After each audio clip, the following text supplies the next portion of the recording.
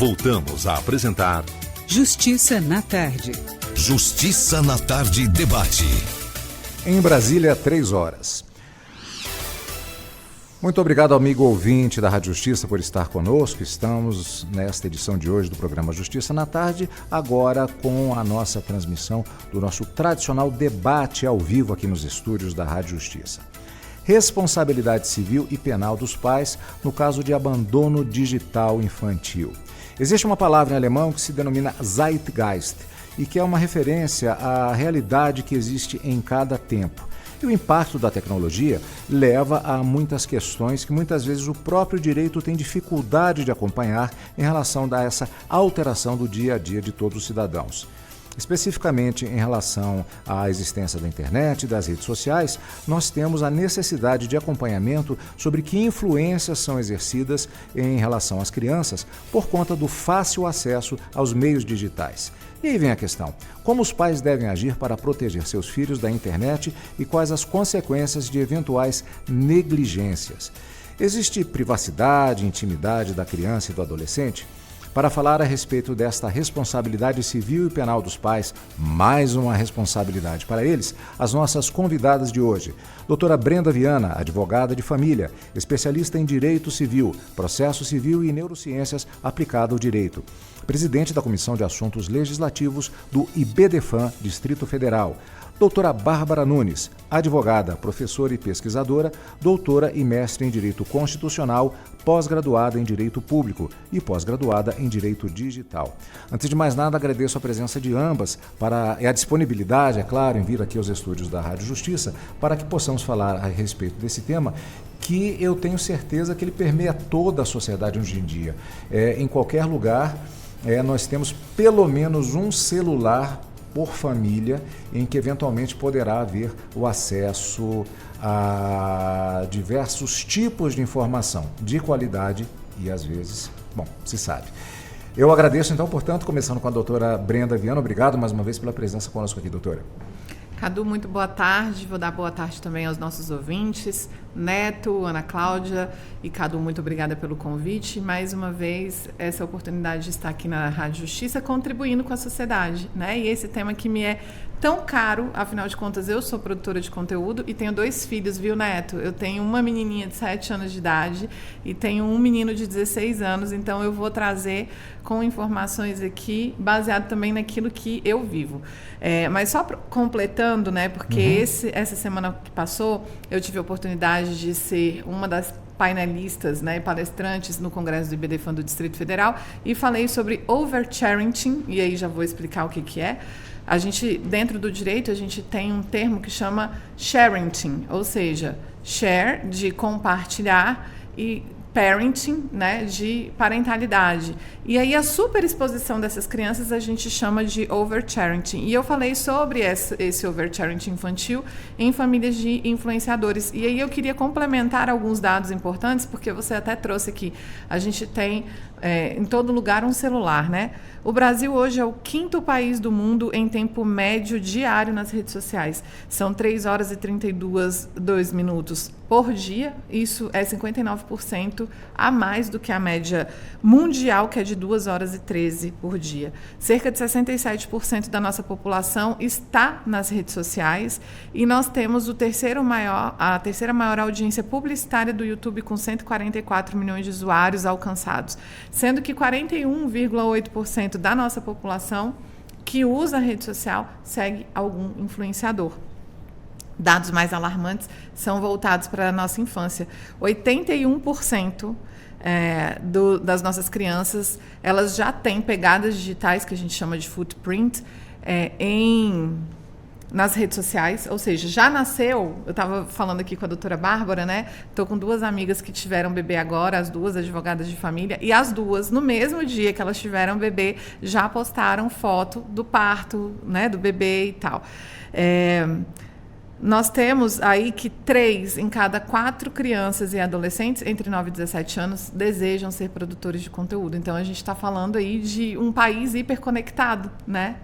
E daí a importância da gente estar debatendo sobre esse tema, porque nós vemos a nossa infância presente dentro das redes sociais e também consumindo, né, todo esse conteúdo, conforme o senhor colocou. Uma coisa muito curiosa é o fato de que isso já é registrado nos últimos... do século XIX para cá, praticamente nós temos uma mudança nos aspectos relativos a todos os aspectos da vida, muito aceleradamente se modificando. E nesse século XXI, então, nem se fala. Aliás, a doutora está falando isso, eu estou me lembrando aqui que eu tenho memória de sons que talvez as gerações mais novas não tenham. Por exemplo, aquela internet antiga que fazia aquele barulhinho. Exato, né?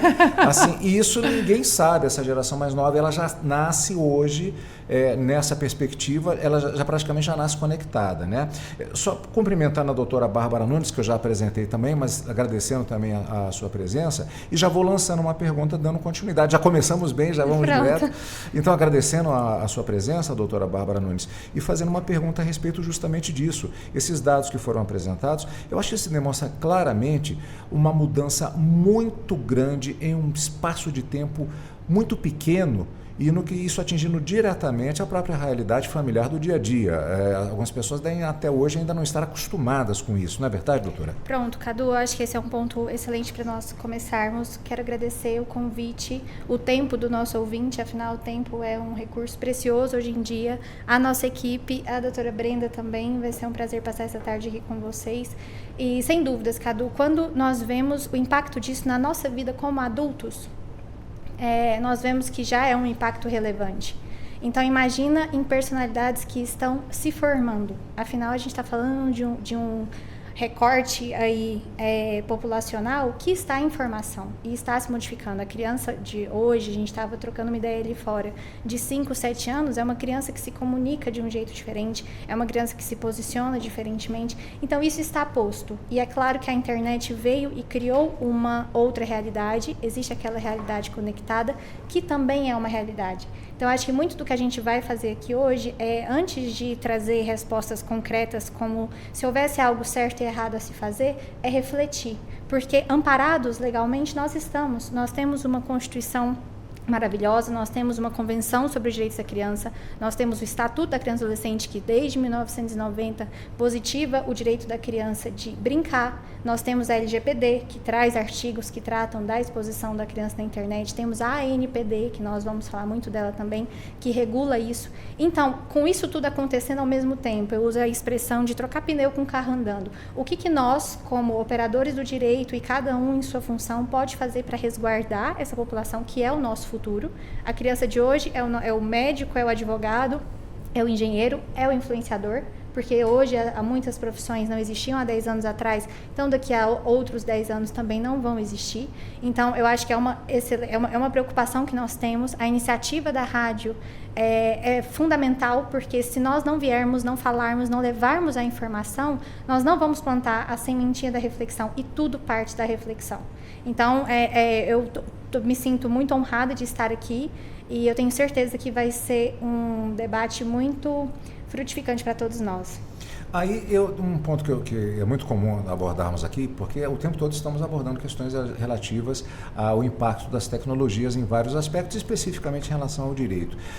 Eu usei uma expressão agora há pouco a respeito do Zeitgeist, que é uma expressão que fala justamente do espírito de cada tempo, e assim como os sons daquela internet antiga, ninguém sabe do que está se falando, mas mais importante do que isso, há referências que na própria mídia, a doutora Brenda, como é produtora de conteúdo digital, sabe bem disso também, determinadas piadas, inclusive, que eram muito comuns na mídia, na televisão aberta, hoje em dia simplesmente são atitudes criminosas, passível de processo e prisão. Isso leva a um problema na definição dessas responsabilidades, que daqui a pouco a gente vai aprofundar um pouco mais. Vou ficar com a doutora Bárbara para a gente inverter o processo, a gente volta com a doutora Brenda. Isso leva a uma dificuldade de definição de responsabilidades. O que não era crime na mídia, hoje em dia passa a ser. Isso não gera uma certa confusão em relação a essa questão? Gera uma certa confusão, até porque a responsabilidade civil e a responsabilidade penal, elas mudam conforme a sociedade vai mudando, o direito muda, né? O direito é uma ciência que está constantemente sendo alterado, até porque a sociedade como um todo se altera também, então isso gera confusão. Acredito que aqui, sendo bem técnica com relação à responsabilidade civil e penal, os pressupostos têm que estar presentes para a gente atestar que, bom, a responsabilidade civil e há o dever de indenizar, porque a gente está falando de abandono, a gente não está falando daquela criança que aparece na internet, todas aparecem, a gente está falando do abandono digital. Então, o não facere, é quando os pais de fato negligenciam, pais ou responsáveis, negligenciam, e aquela criança que não está formada e apta para ter conhecimento daqueles recursos, acaba ficando abandonada. A gente entra nos termos. Mas, de fato, confunde. Confunde porque a responsabilidade civil, ela vem e fala, bom, se tiver um dano, se tiver um nexo causal e se tiver uma conduta, estão presentes os pressupostos ao dever de indenizar. Mas aí entra o que o Cadu está falando. Entram aquelas outras condutas que também geram consequências. E aí, o que a gente faz? Entendeu? E aí, quanto a lei não positiva isso? Porque muitas vezes não gera um resultado concreto naquele momento, mas vem o resultado muito tempo depois. Foi até a minha pesquisa do doutorado. Durante o meu doutorado, eu passei um tempo na Espanha.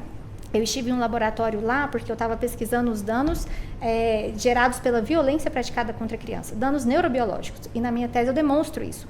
As modificações cerebrais mesmo de uma criança que sofreu esse dano. A gente também pode pensar no abandono digital nessa medida, porque ele também modifica o ser que está se formando. Então, concordo com você, Cadu, existe a confusão. Nós podemos ser muito técnicos e nos apegarmos àquilo que está na doutrina e já está no 186, 187, 927 do Código Civil, ou então não, podemos abrir um pouco mais a cabeça, afinal é aqui que o direito acaba sendo construído. A doutora Brenda vai depois complementar a minha fala, e eu acredito que o cuidado seja esse, seja não misturar aquilo que não está positivado, mas sempre refletir, porque hoje o que está positivado, um dia não esteve, e foi com a necessidade que agora vem a nova reforma do Código Civil, então as legislações estão sendo reformadas, porque novos ilícitos vão surgir, assim como o que já foi ilícito há um tempo, não é mais, né? Como, por exemplo, a traição, né? Exato. Que já foi criminalizada, né? Tipificada, e hoje não é mais. Mas o que eu estava até conversando com a doutora Bárbara antes da gente entrar aqui, e a gente chegou até nesse consenso, né? É que a gente tem uma legislação, sim, e eu estava até falando para ela que quando eu comecei a pesquisar e escrever um artigo a respeito do tema para que eu pudesse apresentar, eu até conversei com o Geraldo, que é tabelião no cartório de Sobradinho, falando assim, Geraldo, que hipocrisia da minha pessoa, eu vou ter que mudar de tema, porque a minha filha tem 7 anos e ela tem canal no YouTube, ela tem perfil no Instagram, ela tem perfil no TikTok, né? E a primeiro momento eu achei que o que eu fosse falar, e aí o legal da pesquisa é isso, né? A gente chega com hipótese e muitas vezes a gente acha que a resposta, que a gente já tem a resposta, né? Eu achei que eu fosse falar a respeito da proibição. Só que com esses dados, igual eu te mostrei aqui, olha, 93% das crianças entre 9 e 17 anos, elas estão conectadas na internet. Então, isso brasileiras, né? Então, assim, não tem como a gente falar sobre proibição, né? A gente vai falar a respeito de como que a gente pode fazer respeitando ao máximo o direito da criança e do adolescente. E o que eu estava falando para ela é que não houve nenhuma geração antes da nossa que tivesse isso, porque, por exemplo, eu vim entrar em contato com rede social no Orkut, no Flogão, né, que isso foi ali por volta de 2016, 2017, 2018, minha mãe não me expôs na internet, minha mãe não tirou foto e ficou postando lá, ela não filmava minhas birras e postava lá, né, então, assim, o que eu entendo, e acredito que a doutora Bárbara também, é que nós estamos em fase de educação e conscientização, estamos todos aprendendo, né, a lidar com essa questão. Então, mais do que criminalizar a conduta dos pais, eu acredito que o que a gente tem que fazer é educar e conscientizar. Até porque no Brasil, viu, Cadu, a gente tem uma máxima que é meu filho, minhas regras. E tanto que a Virgínia, que inclusive está agora na CPI, ela deu uma entrevista para o Gloss e ela disse assim, as pessoas me criticam porque eu exponho os meus filhos na internet, dizem que eu exponho demais. Só que isso é minha vida, gente. E eles, em determinado momento, eles podem dizer, eu não quero mais. E quando eles falarem isso, eu vou respeitar, beijo, cada um segue a sua vida, mas até eles completarem 18 anos, sou eu que mando. E vai ser assim. Mas não existe isso, né, doutora Bárbara? Não é meu filho, minhas regras. Não, a gente tem uma limitação ao poder familiar. Até porque é o direito à privacidade, e a gente vai entrar nisso. Se o direito à privacidade, que é um direito fundamental, assim como o direito à proteção dos dados, foi elevado em 2020, se eu não me engano, a categoria, acho que é 2020 ou 2021, a categoria de direito fundamental, o STF, inclusive, referendou medidas cautelares tratando sobre isso, e aí foi quando o direito à proteção dos dados, hoje, ele está na categoria de direito fundamental. A gente tem que discutir sobre a privacidade, porque quando a Virgínia diz isso, e óbvio, a gente está trazendo o nome dela, mas a gente sabe que acontece em outras famílias, ela passa a ser responsável pela privacidade daquela criança por um tempo, até a criança ter autonomia, né, entendimento, mas é uma privacidade que deve ser considerada, porque a partir do momento que se expôs, não tem como voltar atrás. A gente fala que, a gente usa muito no direito, o retorno ao status quo, que é o retorno à situação original. Para algumas questões, sobretudo as relacionadas à privacidade, não tem como retornar. E o direito à privacidade é da mãe, é do pai, é do responsável, é daquele que cuida da criança, mas também tem o direito à privacidade da criança. E o direito à privacidade, por definição, ele não é a exclusão do outro, ele é a inclusão controlada do outro. Então, em que momento que eu exerço a minha privacidade? Quando eu controlo aquilo que me acessa e eu controlo aquilo que sai. Entende? Então, existem 3 dimensões, depois a gente fala isso, da privacidade. Então, esse é um ponto, por isso que é muito sensível. É um direito da personalidade, que tem que ser tratado, de fato, com muita cautela, porque apesar do pai ter aquela responsabilidade, digo pai aqui, mas falo pai, mãe, todo responsável, o que ele fizer e o que ele permitir, sobretudo, não tem como voltar atrás depois. Só para poder te entregar a palavra a respeito disso que ela está falando, um dos riscos da exposição de criança e do adolescente é a questão da permanência do conteúdo e da rastreabilidade. Depois que você postou algo, nunca mais na vida você tem controle a respeito daquilo, né? Porque você postou e aí o que acontece? Alguém baixou. Alguém já caiu na internet. Caiu na internet e você não sabe mais. E aí, a grande questão é que estudos internacionais demonstram que 65% do conteúdo produzido na internet, eles são de interesses de predadores sexuais. Então, e vou te dizer, não precisa de nudez explícita, nem de sugestibilidade, não sei nem se a palavra seria essa, né? Do conteúdo ser sugestivo, que eu quis dizer, né? Não precisa. Eles querem conteúdos mesmo, e 50% do conteúdo que gira nos fóruns de pedofilia, né? São conteúdos produzidos pelos próprios pais. E são normais, tá? Assim, eles pegam da rede. São de crianças comendo, são de crianças brincando. E que, então, a gente vê aí um segundo risco, que é essa questão da exposição para predadores sexuais. E o terceiro seria a questão do cyberbullying também, né? Isso. Que é a questão daquela chuva de comentários negativos que tem ali na internet. Uma questão que me parece sutil, só que não, que é uma espécie de ponto de virada que está me chamando a atenção, é o seguinte. Quando falei, há algum tempo, bom, sou da época do Orkut também, né? Então, não entrega a nossa idade, Cadu. Assim, não, a doutora é bem mais nova do que eu. Quem está vendo as imagens aqui, você pode acompanhar a entrevista pelo canal da Rádio TV Justiça, no YouTube especificamente da rádio, você pode acompanhar. E nós temos uma câmera aqui, óbvio, isso também é um impacto da tecnologia. Antigamente, rádio era apenas o acompanhamento sonoro, mas hoje não. Até esse impacto você tem. As pessoas vão ver os meus cabelos brancos aqui, então a doutora está plenamente salvaguardada nesse sentido, o que não é um problema, evidentemente, mas essa passagem de tempo, ela me chamou a atenção justamente uma questão. Há algum tempo, quando se falava no perfil de uma criança, a visualização que se teria, eu vou fazer uma analogia, se eu tem algumas pessoas que têm um perfil de um pet, por exemplo. Lembrando que até há não tanto tempo assim, século XX, vamos botar várias décadas, mas do ponto de vista histórico isso é mínimo, crianças eram vistas como mini-adultos, não havia essa compreensão da criança como indivíduo, como tendo processos próprios. Então, nesse sentido, se nós projetássemos a internet para a década de 1920, mais ou menos, se naquela época existisse, nós teríamos um perfil, talvez um álbum de fotografias, seria proporcional tanto um pet quanto uma criança. pelo amor de Deus, eu não estou fazendo uma comparação de crianças com pets, mas do ponto de vista da visão da sociedade como a própria capacidade do indivíduo, da criança. Pronto. Uhum. Me parece que hoje isso já está muito diferente. Seus filhos têm... Sua filha? A minha filha. A sua filha. Meu filho adolescente, a foto que ele tira com a mão na cara, né? Uhum. Ele não quer aparecer. E aí entra Ele produz conteúdo? Ele não. Ele não? Não, mas ela sim. Ela produz conteúdo. Uhum. É um diferencial muito grande, talvez. Antigamente, há algum tempo, o perfil de uma criança seria absolutamente controlado pelos pais. Isso não voltamos a uma situação muito curiosa do ponto de vista da privacidade e da questão até do pátrio poder nesse sentido? Isso não incide em relação a tudo isso que estamos falando? Sim, e aí eu vou deixar bem claro, tá? O perfil dela é monitorado por mim.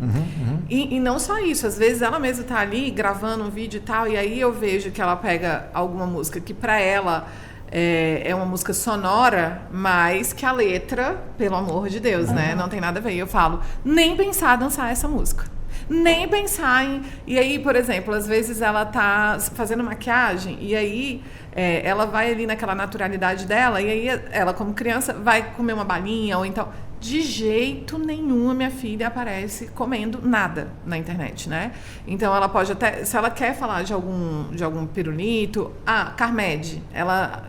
mãe, eu vou ser a rainha do Carmed. E aí elas... Desculpa, o que é Carmed? Carmed é um brilhozinho, né? Que... Ele é da CIMED e aí ele começou com os sabores que a gente tem de balinha fine. Agora tem de tudo, né? Tem Dana Castela, tem...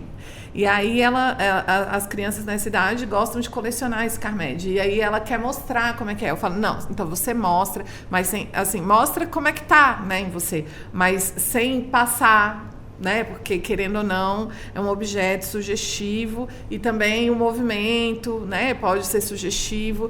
Só que tudo isso eu tenho consciência porque eu trabalho com rede social e que eu sou uma pesquisadora hoje desse tema. Mas até então a gente não tem tanta noção assim de que conteúdo não produzir ou de que maneira não expor os nossos filhos. Eu mostrei no congresso, por exemplo, aqui eu vou falar o nome de uma influenciadora que tem milhões de seguidores, né? E depois eu gostaria que a gente pudesse entrar nos diferentes tipos de influenciadores, né?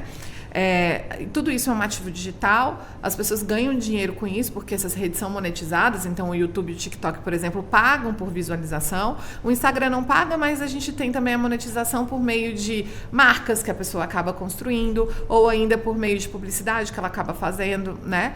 Então é muito importante a gente ter essa consciência de que tipo de conteúdo pode fazer. E aí eu estava falando que eu coloquei um exemplo de que a VTube estava fazendo um comercial para a Natura, e aí ela pega o bebê dela, que deve ter, não sei, 6 meses talvez, e pega e coloca ele peladinho tomando banho. Então, assim, é um conteúdo que não tem maldade, a gente não vê maldade, né? E a gente acha tão bonitinho, um bebezinho e tal, mas expõe a risco para predadores sexuais. Então, se a gente... O que eu sempre penso é o seguinte, doutora Bárbara, se eu não vou fazer isso comigo, se eu não vou fazer um vídeo meu tomando banho, por que é que eu vou expor o meu filho tomando banho, ainda que seja um bebê, né? E assim, doutora Brenda, a violência, o predador sexual, o pedófilo, é a pior das hipóteses, porque ainda tem a exposição da própria imagem, entendeu? Tem aquela criança que está tendo as partes íntimas sendo exposta, e lá na frente, quando ela for um adulto e souber, ela pode dizer, não, vocês não deviam ter feito isso. Quem foi que agora? Que foi a capa do Nirvana, né? Aquela capa do Recentemente Nirvana. Teve, quem era aquele aquela do SBT peladinho, que rescindiu um contrato vitalício? A Larissa Manoela. Isso, ela tinha um contrato vitalício feito pelos pais, se eu não me engano. Então não deixava de ser uma negociação de direitos dela, feito pelos pais. De novo, a gente não está falando aqui de um ato doloso, de uma intenção. Bom, eu não sou mãe ainda, mas a gente sabe que todo pai e mãe que tem um mínimo de consciência da importância que é exercer a parentalidade não quer errar. O maior medo de uma mãe, do que eu acompanho das minhas amigas, da minha própria mãe, é errar, e eventualmente você acaba errando, Então, a gente não está falando aqui de condutas dos pais que são dolosas e que têm alguma intenção, mas elas têm consequência. Então, eu acho importante trazer a reflexão sobre essas consequências. Tem a TICS Brasil, já ouviu falar? Sim, exato. Anualmente, eles fazem pesquisas com crianças online, né? TICS Brasil Online, crianças que usam internet, ou elas mesmas manuseiam, ou elas aparecem. Então, e tem um dos dados lá, que são crianças com perfis na internet. E aí eu estava avaliando para um dos artigos que eu escrevi, o de 2024. Quando eu escrevi o artigo, eu avaliei de 2021 e 2022.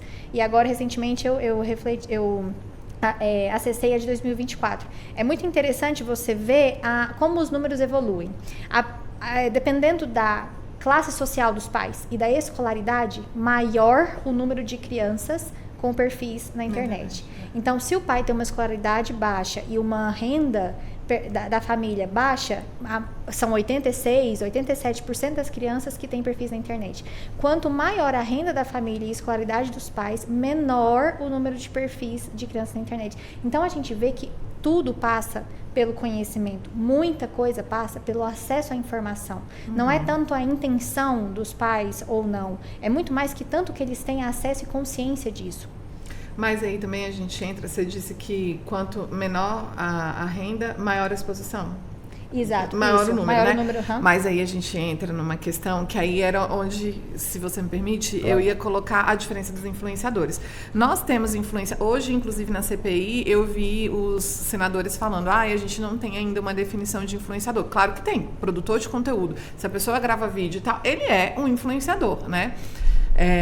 E aí, o que acontece? A gente tem famílias como Virgínia e Vitube, onde elas já construíram a imagem, o perfil delas de influência, e aí a gente fala de crianças que acabam nascendo nesse cenário, e a gente tem pessoas que, numa promessa de ficar milionário ou de ganhar muito dinheiro, porque a gente vê muito dinheiro nessas publicidades na internet, quanto que a influência faz isso, pessoas que ganhavam muito dinheiro com visualizações no YouTube, e que hoje já não é mais assim, mas pessoas que também ganham muito dinheiro no TikTok. Facilmente hoje uma pessoa que faz uma produção de conteúdo no TikTok, ela consegue fazer um faturamento de R$5.000 mês, o que, assim, e sem sair de casa, né? O que é muito mais do que a nossa média, que hoje 70% da população brasileira, de acordo com dados do IBGE, recebem até R$3.500.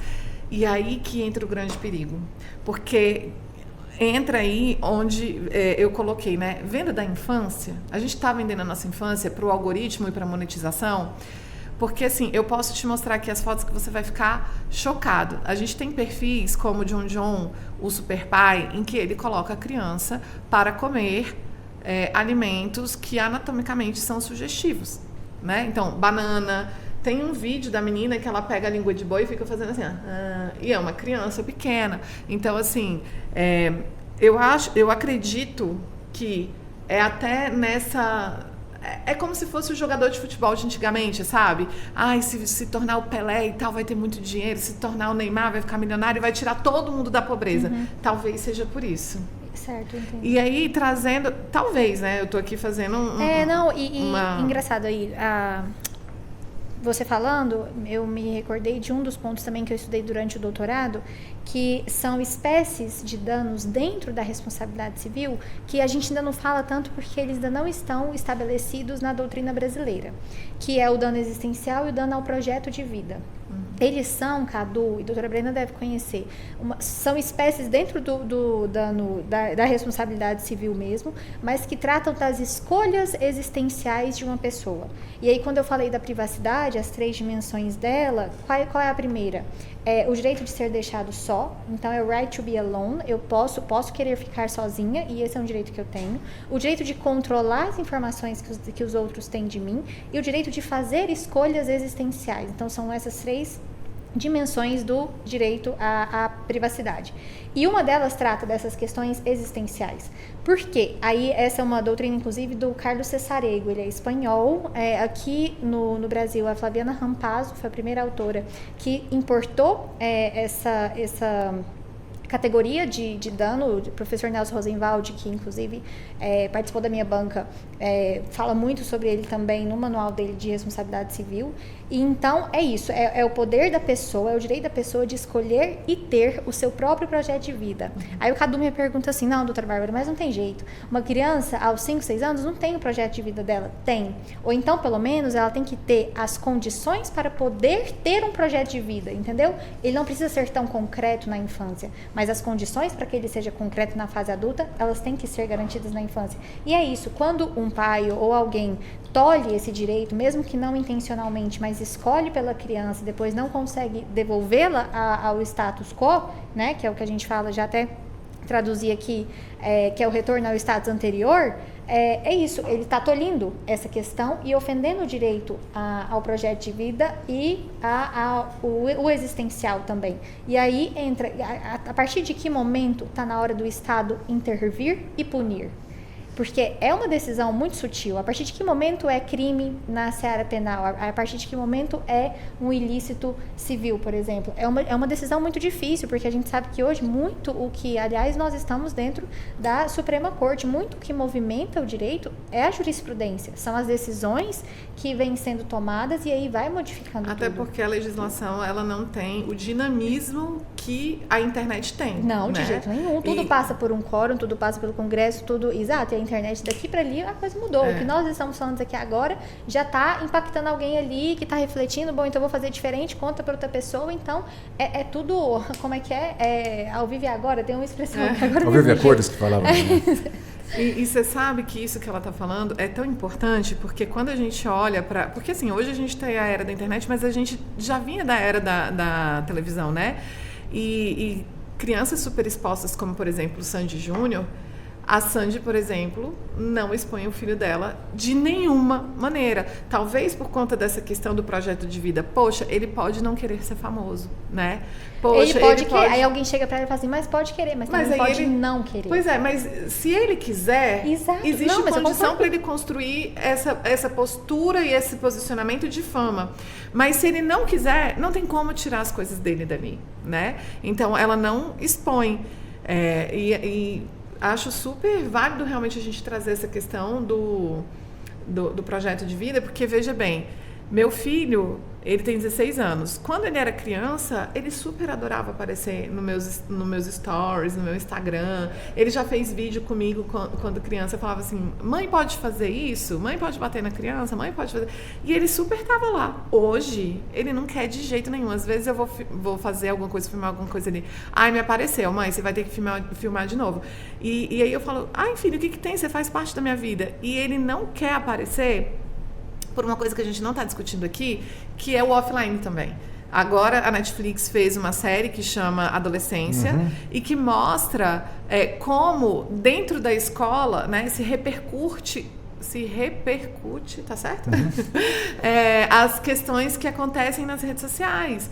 Então, ali mostrou várias coisas, como por exemplo, exposição a conteúdo absurdo. Então o menino estava ali super influenciado por um conteúdo Red Pill e um outro conteúdo que agora eu não vou saber. Dos incels. Dos incels, justamente, que para quem não sabe seria aquele celibatário involuntário, né? Eles falam uma teoria de que é 80-20. 80% das mulheres só querem saber de 20% dos homens, o que a conta não bate, né? Afinal de contas, a gente tem não a mesma quantidade, mas a gente tem mais ou menos ali proporcionalmente a mesma quantidade de homens e de mulheres. Se 80% das mulheres querem 20% dos homens, então a maioria não vai casar, né? A maioria não vai ter um relacionamento, se isso fosse verdade. E aí você vê que ele foi influenciado por um conteúdo que é muito difundido dentro das redes sociais, mas também ele viveu a questão do cyberbullying, né? Ali por uma comunicação de emojis que a gente... Não é a nossa comunicação, né? Sim, não de fato. Tem uns que eu nem entendo. Eu também não. E minha filha é muito pequena. Mãe, por que eu não posso escrever sim na prova só um S? Filha, pelo amor de Deus, porque isso é uma linguagem informal, né? Então, assim, existe esse impacto também. Então, ele às vezes não quer aparecer porque o amigo pode zoar ele pessoalmente, ele pode ser objeto ali, né, de zombação dentro da sala de aula, dentro da escola, né, por algo que eu tenha produzido dentro da minha rede social. Eu percebo, não sei se é impressão minha, que nós temos praticamente uma vacatio legis em relação a esse assunto, então, porque são, pelo que vimos nessa primeira meia hora, 35 minutos do nosso debate, a quantidade de questões que são incidentes em relação a isso. E vem a minha pergunta, o tema é responsabilidade civil e penal dos pais. Meio difícil definir isso, pelo que eu estou percebendo, porque se até determinadas doutrinas relativas ao direito civil propriamente dito, se formos para o direito penal, que existe necessidade de uma tipificação. E a doutora até falou que na CPI houve até uma dificuldade em se falar sobre a definição de influências, embora nós tenhamos uma vivência disso. Então eu pergunto, existe cabedal legislativo suficiente para se analisar essas questões ou é complicado? Cabedal suficiente para analisar, a doutora Brenda pode concordar ou discordar. A meu ver, Cadu, existe. Munidos legalmente, nós estamos. Mas, de fato, é muito sensível e difícil aplicar. Falando na responsabilidade civil, a gente precisa demonstrar um dano.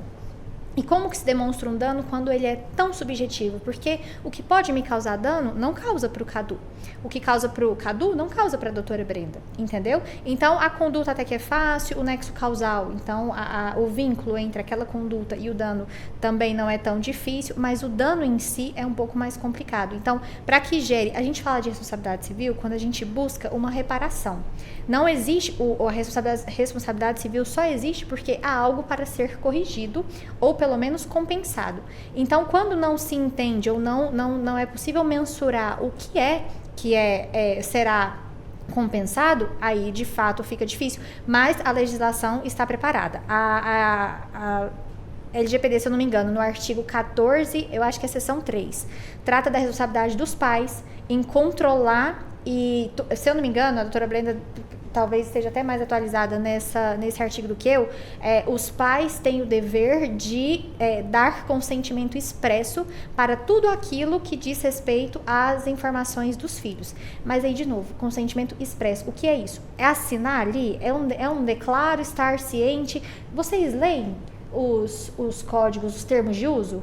Alguém já parou para ler o termo de uso do Instagram? E que também, vamos ser sinceros, aquilo dali é padrão, né? Mesmo que você não concorde, Pronto. Aí você teria que proibir. Então, o consentimento expresso muito mais parece uma atitude da lei de dizer assim, ó, eu mandei dar consentimento expresso. Se deu e não leu, a culpa não é minha, entendeu? Então, enquanto tiver isso, a batata quente do toma a responsabilidade é sua, vai ser difícil encontrar uma forma de, primeiro, mensurar esse dano. E esse foi o meu grande desafio durante os meus 3 anos de doutorado, porque eu estava falando do dano neurobiológico. Eu não estava falando nem do dano material, do dano moral, até porque o dano moral, de novo, é um guarda-chuva. Dentro do dano moral existem várias categorias do dano, entre eles o existencial e o dano ao projeto de vida. Mas então, o dano neurobiológico entra como uma modificação que traz consequências comportamentais. E aí, no final das contas, eu me socorri na medicina, na psiquiatria. Então, o direito também tem uma postura, muitas vezes, muito, vou usar um termo aqui, mas com todas as aspas, rude, de achar que se basta, quando a gente tem que, na verdade, correr atrás dessas outras ciências e se munir de dados, se munir de informações, porque aí, Cadu, a gente começa a encontrar as respostas de como categorizar esse dano. Bom, categorizado, como que a gente mensura o valor da indenização? Nem os tribunais superiores, tampouco os estaduais, são unânimes no valor das indenizações. Cada tribunal, por exemplo, que relações de consumo, alguns, Tribunal de Justiça de Goiás, que é o que eu mais atuo, R$4.000, quando não é mero de sabor. Mas se tiver um dano moral ali, o teto é R$4.000. Aí, como que vem na decisão? Precedente, precedente, precedente, até que vai um desembargador e banca e fala, não, vou subir isso aqui para 5, vou subir isso aqui para 6. A minha mãe fala muito do voto vencido hoje ou voto vencedor amanhã. Então, é mais ou menos assim que o direito vai se modificando. Então, a meu ver, nós estamos, respondendo a sua pergunta, Cadu, nós estamos bem munidos legalmente. Nós temos a Constituição, Convenção sobre o Direito da Criança, nós temos o ECA, nós temos outras legislações também que tratam disso. Temos uma legislação que trata só da violência contra a criança, que especifica a violência sexual, a violência física, a violência emocional, o abuso emocional, a violência pela omissão, que é muito do que a gente está falando aqui. Aliás, abandonar é não fazer, então também parte por isso. O não fazer também é uma conduta que gera dano, com certeza. E a medida desse dano é diferente da medida do dano gerado por uma conduta comissiva, quando ela é ativa, né? Então, nós estamos munidos, mas, de fato, os conceitos ainda são muito abertos. Os conceitos merecem um estudo um pouco maior, porque o dano, demonstrar esse dano. O que é o dano para a filha da doutora Brenda pode não ser dano para outra criança. Então, vai muito do caso a caso. E aí demanda um esforço de toda a comunidade científica e não científica para tentar entender o caso a caso da criança. Afinal, a gente está falando de uma população que constitucionalmente tem garantido o melhor interesse e a proteção integral. Não é qualquer proteção, não é qualquer interesse, é o melhor, é a proteção integral também. Então, são termos muito fortes que no dia a dia a gente esquece. Mas são termos que estão lá e eles não foram colocados ali à toa. E o que essa cultura de meu filho, minhas regras acaba engolindo, né?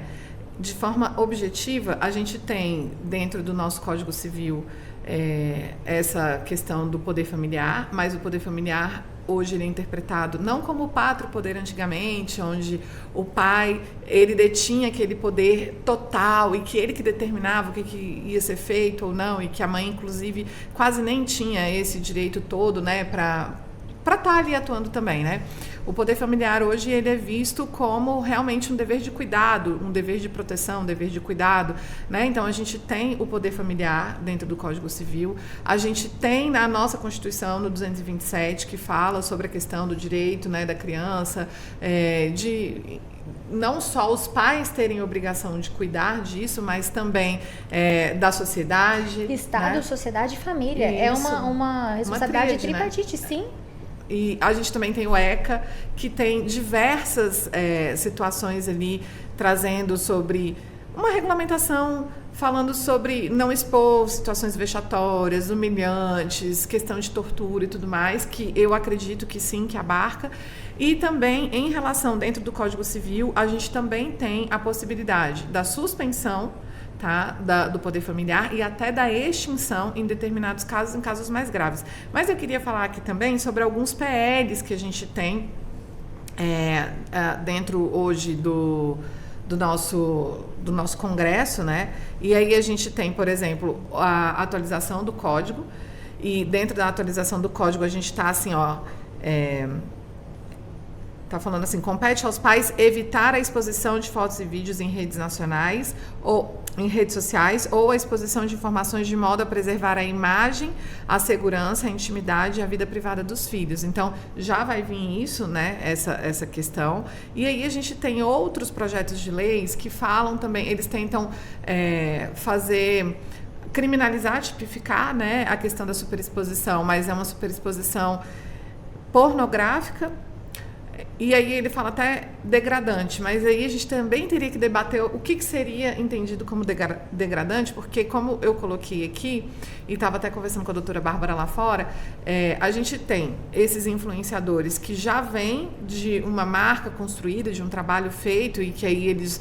Igual hoje a Virgínia na CPI, ela tem toda uma assessoria jurídica, né, uma pesquisa a respeito do que ela pode fechar de contrato, de talvez ali até uma orientação sobre como é que ela pode fazer, né, e também um gerenciamento de imagem, mas a gente também tem outras pessoas, outras famílias que vêm crescendo com conteúdos viralizados na internet. E a moda agora é da lição de vida dos filhos na internet.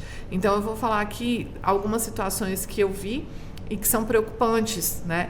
Uma viralizou o vídeo que tá todo mundo chamando de mãe do suco capo. Então, se você procurar ali no TikTok, por exemplo, mãe do suco capo, você vai ver essa situação em que a mãe foi com a filha para uma festa e uma reuniãozinha na casa da tia, e lá ela tomou o suco capo e falou: nossa, meu sonho era ter isso em casa. A mãe foi, passou no mercado, comprou caixas e caixas do suco capo e obrigou a criança a tomar o suco. Ah, mas aquilo dali não era tortura, porque quando ela começou a chorar falando que estava passando mal e disse que não queria mais, ela pôde parar. Ok, mas é uma exposição de uma situação vexatória, que eu não estou nem entrando na parte do que eu entendo sobre o castigo, mas é uma situação humilhante e vexatória.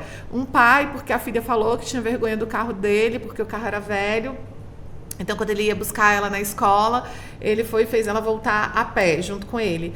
Ok, ali realmente é uma educação, ninguém está mandando não educar a criança. Mas expor isso na internet não dá. E ontem eu estava assistindo, aí tinha uma mãe que estava mostrando a filha no parquinho. Veja que não é com intenção de machucar a filha ou, né, assim, com uma intenção de expor de forma vexatória.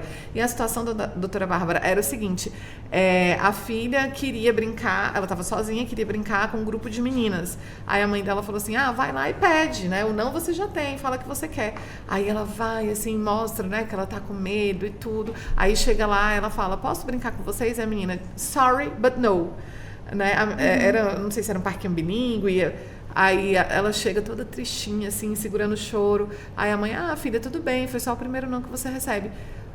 Mais uma vez, eu entendo que ela gostaria de levar aquela lição, mas foi igual eu coloquei lá pra ela, né? Que teve uma pessoa que comentou, poxa, expondo sua filha, tarará. Aí ele falou, pra que isso? Aí ela falou, porque é minha filha e eu tava aqui compartilhando com outras pessoas também, né? Dos nãos da vida e tudo mais. Eu falei pra ela, olha, eu entendo, mas não existe meu filho, minhas regras. Então, você poderia ter feito o mesmo conteúdo, fazendo o quê? Lá na frente, narrando a situação, né? Sem expor a filha. Talvez... Eu achei aqui a mãe do Socorro, vou fazer uma pergunta já. Talvez se a criança tivesse tido uma vitória ali, que não é uma situação humilhante, vexatória, talvez poderia sim ter colocado, mas aquela situação onde você está demonstrando uma vulnerabilidade, eu acredito que não seria o ideal. Então aqui eu já deixo orientações para as mães, que eu também estou aprendendo, porque como eu coloquei, né, nós somos a primeira geração que lidamos com essa questão da exposição dos filhos na internet.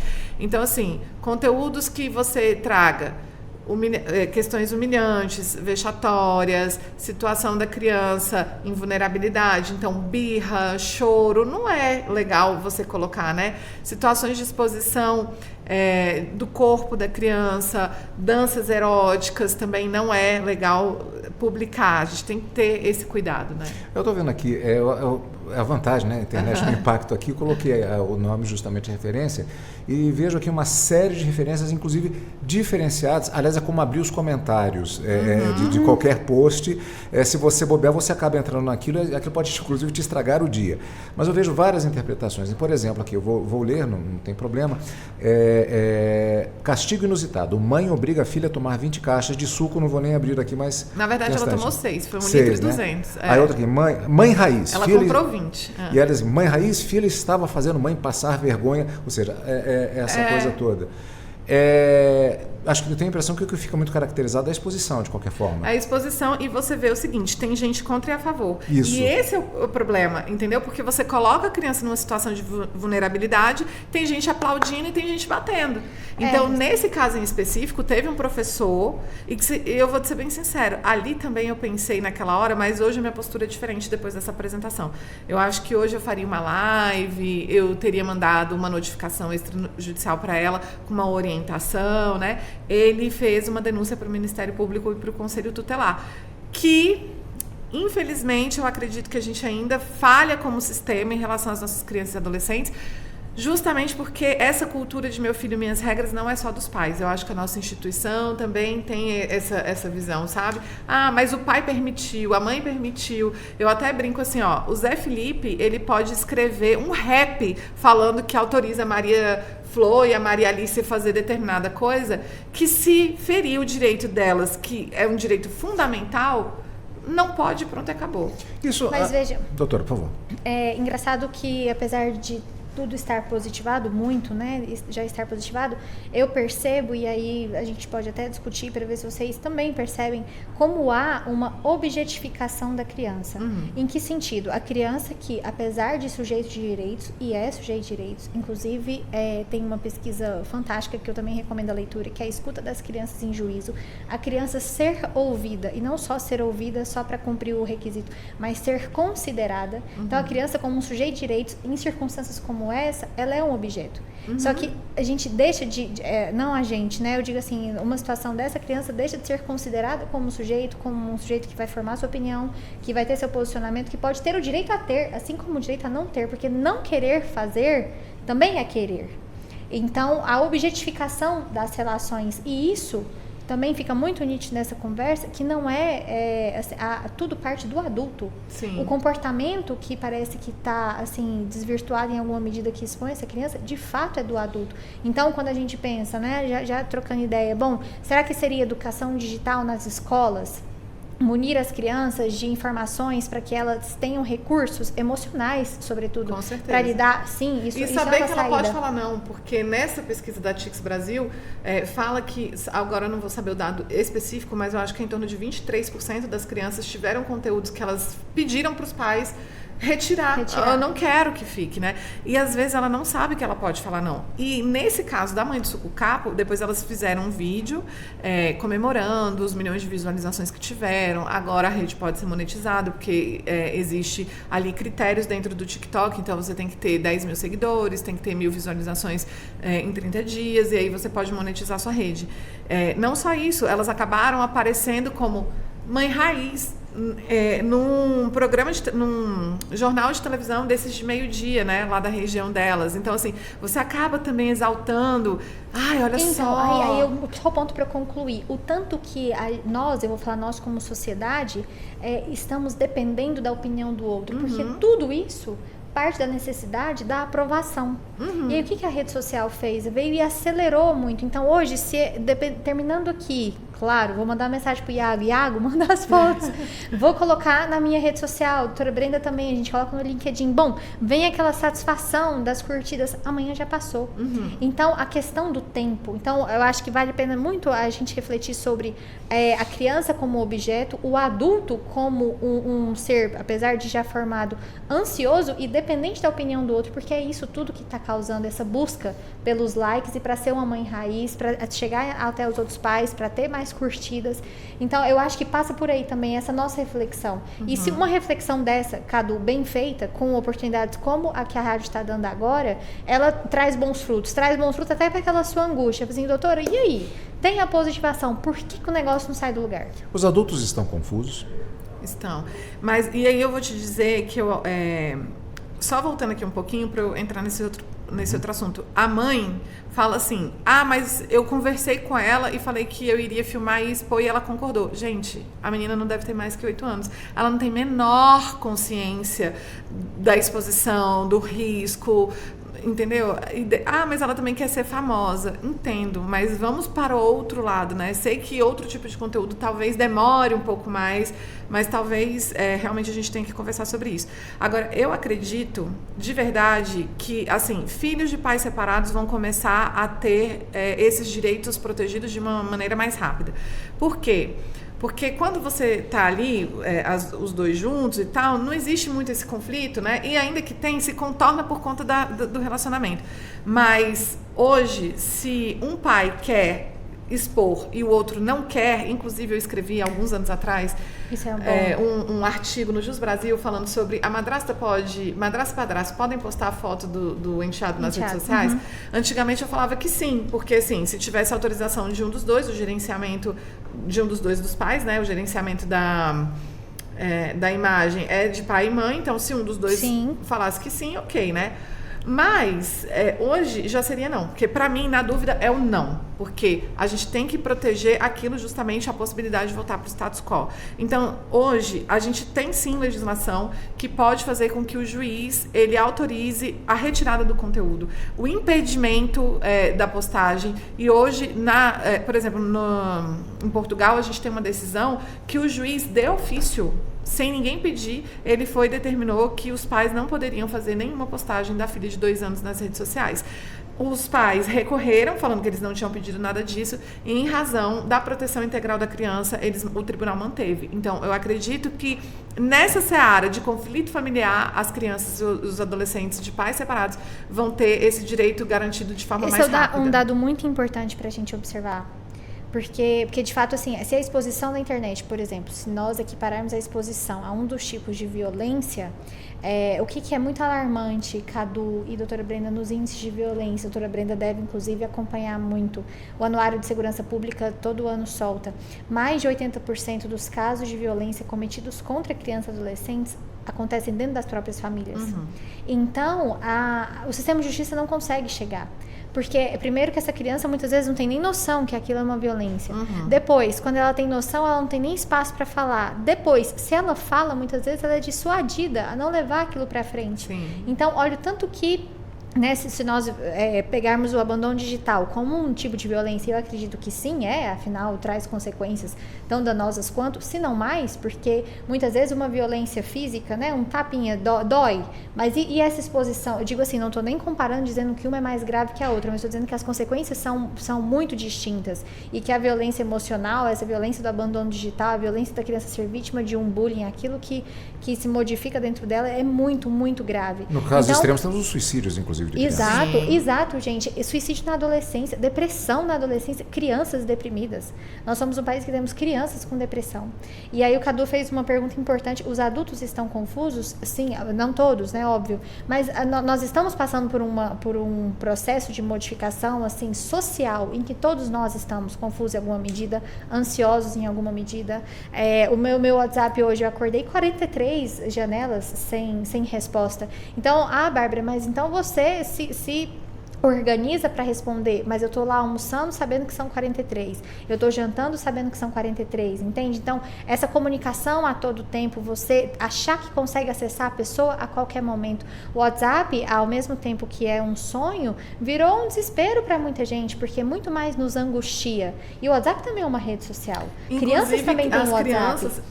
Inclusive as crianças, a gente estava até conversando isso lá no congresso, a minha filha ali tem 7 anos e eu vi que ela tá com um grupinho de amigas, elas compartilham o dia a dia delas ali. E aí outras falaram, pois a minha também. Então, assim, elas também estão com essa de uma coisa mais restrita, então acaba virando realmente uma rede social que a gente também tem que ficar atento para saber que tipo de foto, que tipo de vídeo, que tipo de áudio está sendo publicado ali nesses grupinhos que são íntimos dentro do WhatsApp, né? As duas trabalham especificamente, achei bastante interessante isso, porque a doutora Brenda, eu tenho a informação aqui já, da questão de neurociências aplicado ao direito. E a doutora Bárbara também não tinha me chegado essa informação, também tem um trabalho, inclusive, em termos de pós-graduação ao mestrado, salvo engano. Foi doutorado. Doutorado, né? E isso me chama bastante atenção e eu vou lançando uma pergunta, eu acho que podemos ir entrando no tema, que daqui a pouquinho vou ter que chamar o intervalo, mas a gente vai prosseguir na segunda hora. A respeito dos efeitos dessa realidade digital que nós temos hoje em dia, na própria formação, eu chamaria de, me corrija se eu estiver errado, neuropsicológica, na própria formação biológica, inclusive, do cérebro das crianças, e se isso também não atinge até a própria população adulta. Especificamente com relação às crianças, vamos pegar o filme A Adolescência, justamente. Já é possível se falar em modificações no comportamento, inclusive levando crianças a comportamentos extremos? Já é possível se detectar isso até do ponto de vista do direito? Já. As pesquisas que eu estudei, Cadu, e li, doutora Brenda, mais de 180 artigos espanhóis e de laboratórios dos Estados Unidos que tratam dessas consequências neurobiológicas e mudanças comportamentais, cognitivo-comportamentais de crianças vítimas de violência. E o que acontece no cérebro da criança e assim como o nosso? Quando ela é exposta a algum tipo de trauma, então não precisa nem ser a violência, pode ser um bullying, um cyberbullying. Nós temos os dois lados do cérebro, e é claro que um psiquiatra aí falaria com termos muito mais científicos que o meu, eu estou falando aquilo que eu li e filtrei, então está na minha tese. Nós temos as partes direita e esquerda do cérebro, uma trata das questões mais emocionais e cognitivas, o outro é mais racional. E aí esse lado mais racional é a parte que fica voltada a concatenar e colocar a ordem dos acontecimentos em ordem cronológica. Então, por exemplo, eu pergunto para o Cadu, me conta como foi quando você aprendeu a andar de bicicleta. Bárbara, era um dia que estava ensolarado, meu pai pegou a bicicleta, a gente foi para a porta de casa. O Cadu me conta esse evento do início ao fim, na ordem que as coisas aconteceram, uma ou outra coisa ele se esquece, depois se lembra. Se esse evento tivesse sido traumático para o Cadu, ele não conseguiria contar. Por quê? A parte do cérebro responsável por colocar os acontecimentos na ordem que eles aconteceram, ele desliga no momento do trauma. Então, por que eu estou trazendo isso? Porque a criança, quando ela é exposta a um tipo de estresse, então não precisa nem ser o trauma, a um tipo de estresse, a exposição, o cyberbullying, a ansiedade, essa parte do cérebro está sendo comprometida. Quando está sendo comprometida, ela vai se comprometendo a formar memórias. E nós, como seres humanos, somos seres de memórias e histórias. Aliás, é tudo que hoje, o que a gente está fazendo aqui é criando uma memória, é fazendo uma história. Então, a sua pergunta foi com relação a essa questão da neurociência e da neurobiologia, né? Como foi, você repete, por favor? Se há já comprovadamente uma alteração nessa Isso, então há alteração do comportamento. Então, tem crianças, por exemplo, que desenvolvem a personalidade limítrofe, o transtorno de borderline, TDAH. A gente está passando agora por um boom de diagnósticos de TDAH. E o TDAH... às vezes nem é TDAH, Às vezes nem é. Muitas porque fica exato. A superexposição à tela e vídeos ultra rápidos, coisa de 15 Não, às vezes segundos, até a gente, segundos. você fica assim, gente... Velocidade 2 nos áudios, né? Mas então já Cadu, cientificamente demonstrado que há sim mudanças, mas aí que vem a maravilha que é a vida. Aos 11 anos, se eu não me engano é 10, 11, abre-se uma janela de plasticidade cerebral. Então, muito do que aconteceu durante a infância, a primeira infância é a mais importante, mas muito do que aconteceu pode depois ser revigorado. Então, há sim mudanças comportamentais, há consequências, a forma como esse adulto vai se posicionar, a forma como esse adulto vai se relacionar, a forma como esse adulto vai escolher a sua profissão, tudo pode ser alterado. Doutora, vamos voltar nesse aspecto ainda, é que eu tenho que chamar o intervalo agora, são 16h01. A gente vai voltar, debate excelente na tarde de hoje aqui sobre um tema extremamente importante. Você está em 104,7 FM, Rádio Justiça, que você sintoniza os seus direitos. A gente volta já. Você está ouvindo Justiça na Tarde.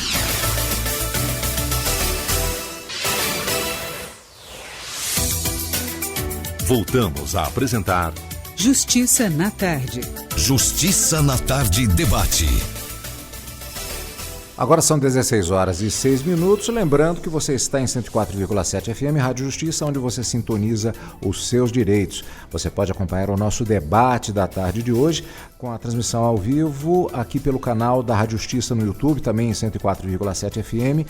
E nós estamos falando a respeito de responsabilidade civil e penal dos pais no caso de abandono digital infantil. Como sempre, é claro, o tema acaba podendo se desdobrar em vários aspectos e o debate de hoje está muito bom. As nossas convidadas de hoje, doutora Brenda Viana, advogada de família, doutora Bárbara Nunes, advogada, professora e pesquisadora. Eu estou resumindo o currículo delas para a gente ganhar tempo, porque, inclusive, um aspecto que é comum no trabalho de ambas é a questão de neurociências e a atividade do cérebro, digamos assim, como ela pode ser influenciada do ponto de vista de aplicação ao direito. A doutora Brenda Viana trabalha especificamente com isso, e a tese de doutorado da doutora Bárbara Nunes, falando exatamente sobre esse aspecto que eu chamava ao final do bloco anterior, a respeito da alteração cognitiva que pode acontecer no cérebro das crianças submetidas a esse verdadeiro bombardeio que nós temos hoje na vida de todas as pessoas do ponto de vista digital. Aliás, pegando um gancho especificamente do que a doutora, eu tive que interrompê-la por causa justamente do intervalo, eu tenho a impressão que se mesmo todos nós aqui que estamos aqui nos estúdios da Rádio Justiça, todas as pessoas, elas, no seu processo de formação cognitiva, elas passam por traumas, são coisas que acabam marcando e gerando, isso é muito debatido, gerando consequências na sua visão de mundo para a vida. Essa exposição da qual nós estamos falando aqui, ela aumenta esse processo e justamente a pergunta que eu tinha feito, ela faz com que essas alterações elas possam ser mais radicais até do que a população que até agora não tinha esse tipo de vivência já a partir da primeira infância? Sim, altera, Cadu, e faz que, claro, né? O que a gente busca é que esse trauma e essa violência e essa exposição não gere danos neurobiológicos, estão falando não só do dano moral, irreversíveis. Porque danos, é o que você falou, todo mundo passa. Passamos na nossa infância, passamos por momentos estressantes. Aliás, nos constituímos a partir deles. Muitas vezes é aquilo, é a casca grossa que a gente vai criando na vida, de resistência, de saber se posicionar. Na escola, quantas vezes minha mãe foi na escola porque eu tinha dado tapa na cara de colega, porque eu era muito brava quando eu era criança. Então, assim, você vai se formando a partir daí, mas o ponto e aí entra a proteção integral e o melhor interesse, resguardar para que a criança não viva viva eventos que causem danos irreversíveis. Porque aí, de fato, a gente entra num dano que a partir mesmo ela estando na fase adulta ou um pouco mais avançada na fase adulta, ela não tem o poder de tomar as suas próprias decisões como tomaria se ela tivesse sido resguardada. Aliás, eu, doutora Brenda, Cadu, Neto, só estamos aqui hoje porque em algum momento lá atrás alguém resguardou os nossos direitos fundamentais. Então é isso que eu acho que todo operador de direito e não operador de direito luta, para que a criança tenha esses direitos fundamentais, e fundamentais não é à toa o termo, minimamente resguardados, porque aí ela vai ter condições lá na frente de fazer algo disso, daquilo que ela viver. Porque o conflito existe, o conflito, aliás, nos fortalece. Então a ideia é essa, é não submeter a criança a situações traumáticas e extremas que depois ela não consiga reverter. E aí tem uma pesquisa muito interessante que eu menciono na minha tese de doutorado, de uma pesquisadora que pesquisou só meninas que haviam dado entrada por abuso sexual no pronto-socorro. Ela acompanhou essas mulheres durante 30 anos. Ela é dos Estados Unidos. E aí, elas deram entrada no pronto-socorro porque haviam sido violentadas com 13 anos. E aí, depois, a pesquisadora volta a contactá-las aos 30 anos, depois aos 50 anos. Aos 30, das 20 e tantas, 13 não se lembravam do que havia acontecido. Aos 50, elas haviam se lembrado. Então, o cérebro, Cadu, ele tem recursos, muitas vezes, para apagar a memória traumática. Sim. Entendeu? Quando a gente não consegue lidar com ela. E isso entra também na questão da internet. Gente, afinal, hoje a gente fala de violências na internet, como, por exemplo, cancelamento. O cancelamento tem um peso emocional e já tem perfis de crianças que são canceladas. Sim. Então, aí, a nossa grande... Assim, o ideal seria que nós saíssemos daqui com uma resposta. A gente não tem que buscar a resposta mais tipifica ou não tipifica, criminaliza ou não criminaliza. Não, o ideal é conscientizar, é sempre levar a informação. É movimentar, é rádio, são artigos, são eventos como a doutora Brenda encabeça do IBDFAM. O IBDFAM é o maior instituto hoje e tem uma capilaridade, assim, é gigantesca a capacidade do IBDFAM hoje de se comunicar. Então, o dano ele pode ser grave, o dano de fato modifica a forma como você se coloca, como você se relaciona. E aí, quando a gente pensa na responsabilidade social, se um sujeito é modificado, ele acaba impactando a vida das outras pessoas. Então, hoje, não tem nada que... Isso a gente viu muito durante a pandemia, a responsabilidade que nós tínhamos com a saúde do outro. Não expor o outro a algo que aquilo que nós não sabíamos o que era ainda. Então, o dano pode sim, aliás, impacta e traz consequências. Mas o ideal é que, sobre essa consequência, a criança e o jovem possam falar na fase adulta. E aí tem um outro ponto muito interessante. Na Espanha, eles têm as Casas del Niños, que eu fiquei lá um tempo. E como é que funciona a Casa del Niño? A criança exposta a algum tipo de violência digital ou não, ela é ouvida uma única vez, que é o ideal aqui. O ideal no Brasil seria isso. Então, apesar de que não é o que acontece. Não é o que acontece. A gente tem que ficar brigando com o judiciário, porque eles entendem que escuta especializada é só para caso de violência. Sendo que é uma violência institucionalizada você ficar colocando a criança para ser ouvida. Revitimizando. Porque o que eles fazem lá é, coloca a criança numa sala... que eu tô dizendo, sabe? Assim, que não tem violência, mas assim, você imagina a criança ficar sendo ouvida ali o tempo todo, tendo que decidir com que pai que ela quer ficar, isso é horrível. Então lá na Espanha eles fazem assim, tem essas casas del Niños, a criança é ouvida uma vez só, então para ela narrar o evento traumático que ela viveu, digital ou não, ela fala uma vez só e todos os agentes estão lá atrás escutando, para ela não ter que ficar contando de novo e sentindo aquilo de novo. Eu estudei tanta coisa me volta. Eu estudei uma pesquisa, eu analisei uma pesquisa sobre as reações do cérebro quando ele é obrigado a reviver e a contar aquilo que ele passou. Todos os hormônios, Cadu, que são liberados no momento do estresse, são liberados novamente quando ele está contando. Todos. Tanto que aí o título que eu dei, o subtítulo da minha tese é Todo dia é o dia 1 para a pessoa traumatizada, porque é como se ela revivesse aquele primeiro dia. É a revitimização, né? Exato. E aí nos Estados Unidos, como eles fazem? Tem o Center on the Developed Child, que também trata dessas crianças, e lá eles fazem uso de recursos como teatro, música. O teatro é perfeito para a criança ressignificar uma situação traumática, tendo sido vivida na internet ou fora da internet, porque tem isso também. A internet a gente fala que não é o mundo real, mas ela se tornou um mundo real. Sim. É um mundo real diferente. É um mundo real digital, mas ele é real. É um ambiente. Existe uma realidade ali, gente. Na pandemia a gente viveu muito uns com os outros virtualmente. Tem gente que eu só conheço por Zoom. E aí você vê a pessoa pessoalmente, dá até aquele choque, porque a relação virtual ela também é uma relação. Sim. E olha só, de um ponto de vista prático, né, cognitivo-comportamental, a gente hoje tem aquilo que foi nomeado como FOMO, que é Fears of Missing Out. Então, hoje em dia, as crianças e adolescentes, eles têm aquela necessidade de saber se curtiram, se comentaram, o que está acontecendo, ele está fora da rede social, ele não sabe o que está acontecendo. E isso gera um processo de ansiedade gigantesco, né? A gente vê também a questão da ansiedade dentro da infância da juventude, né? Justamente por conta da questão de comparação. Porque na internet, assim como quando a gente chega na casa de alguém, a gente só vai ver o quê? Os retratos de momentos felizes. Então, na internet, você não vê a pessoa caindo, se machucando, estando triste, né? Aquilo dali é muito recortado. Até quando ela expõe essa situação, é da maneira como ela entende que vai beneficiá-la. E existe uma comparação em relação a isso, né? As derrotas ninguém conta, né? E aí a gente vê também a questão de ansiedade e depressão por conta dessas questões, e a gente vê no ponto cognitivo-comportamental algumas questões como, por exemplo, na adolescência, ali mostra, né? Aquele menino, ele, no último episódio, quem não assistiu, sinto muito, já tá há muito tempo aí, vou dar um spoiler. No último episódio, os pais se sentem culpados, porque dizem assim, a gente achava que ele estaria mais seguro em casa, né?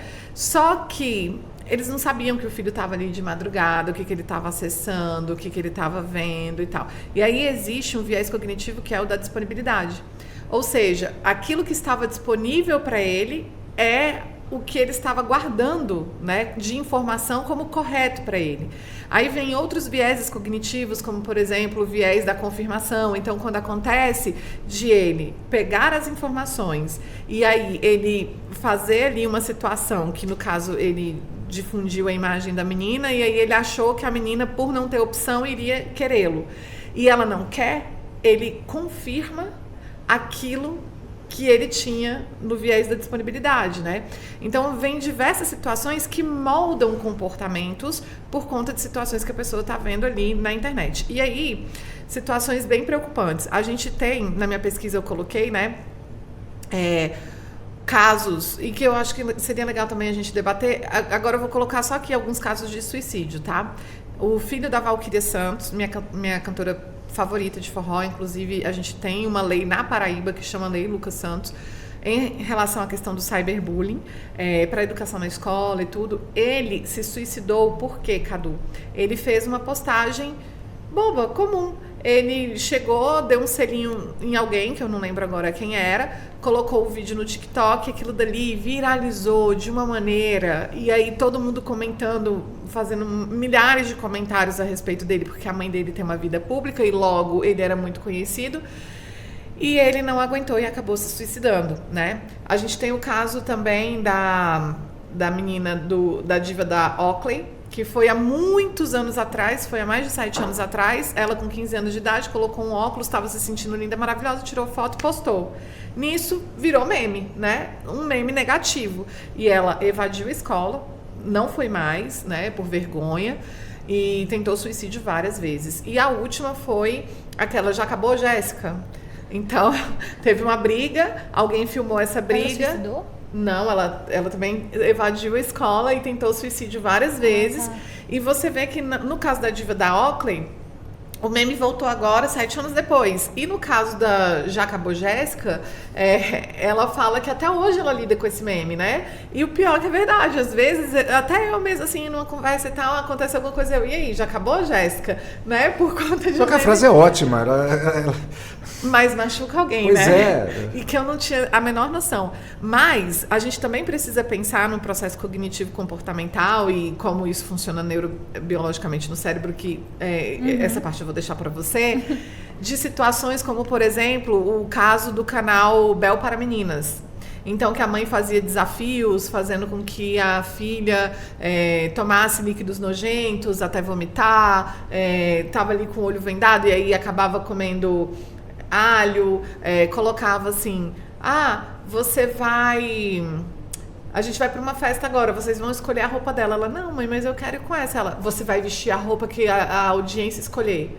Vocês que vão decidir se ela vai comer ou não na festa de hoje, sabe? Isso também, com certeza, molda, né, o comportamento e também neurobiologicamente. E só para finalizar, hoje em dia está em estudo, né, na verdade, para falar a respeito do vício na internet, né? Ainda não é considerado um vício, mas ativa partes do cérebro que são importantes, né? Então, de você ficar ali e vendo, nossa, olha a quantidade de curtida que tem, e aí você libera um monte de hormônios, né, que trazem o prazer nesse sentido, mas que também vão embora super rapidamente, né? E aí também é muito legal aquele livro Noção Dopamina, né, que fala muito a respeito dessa questão.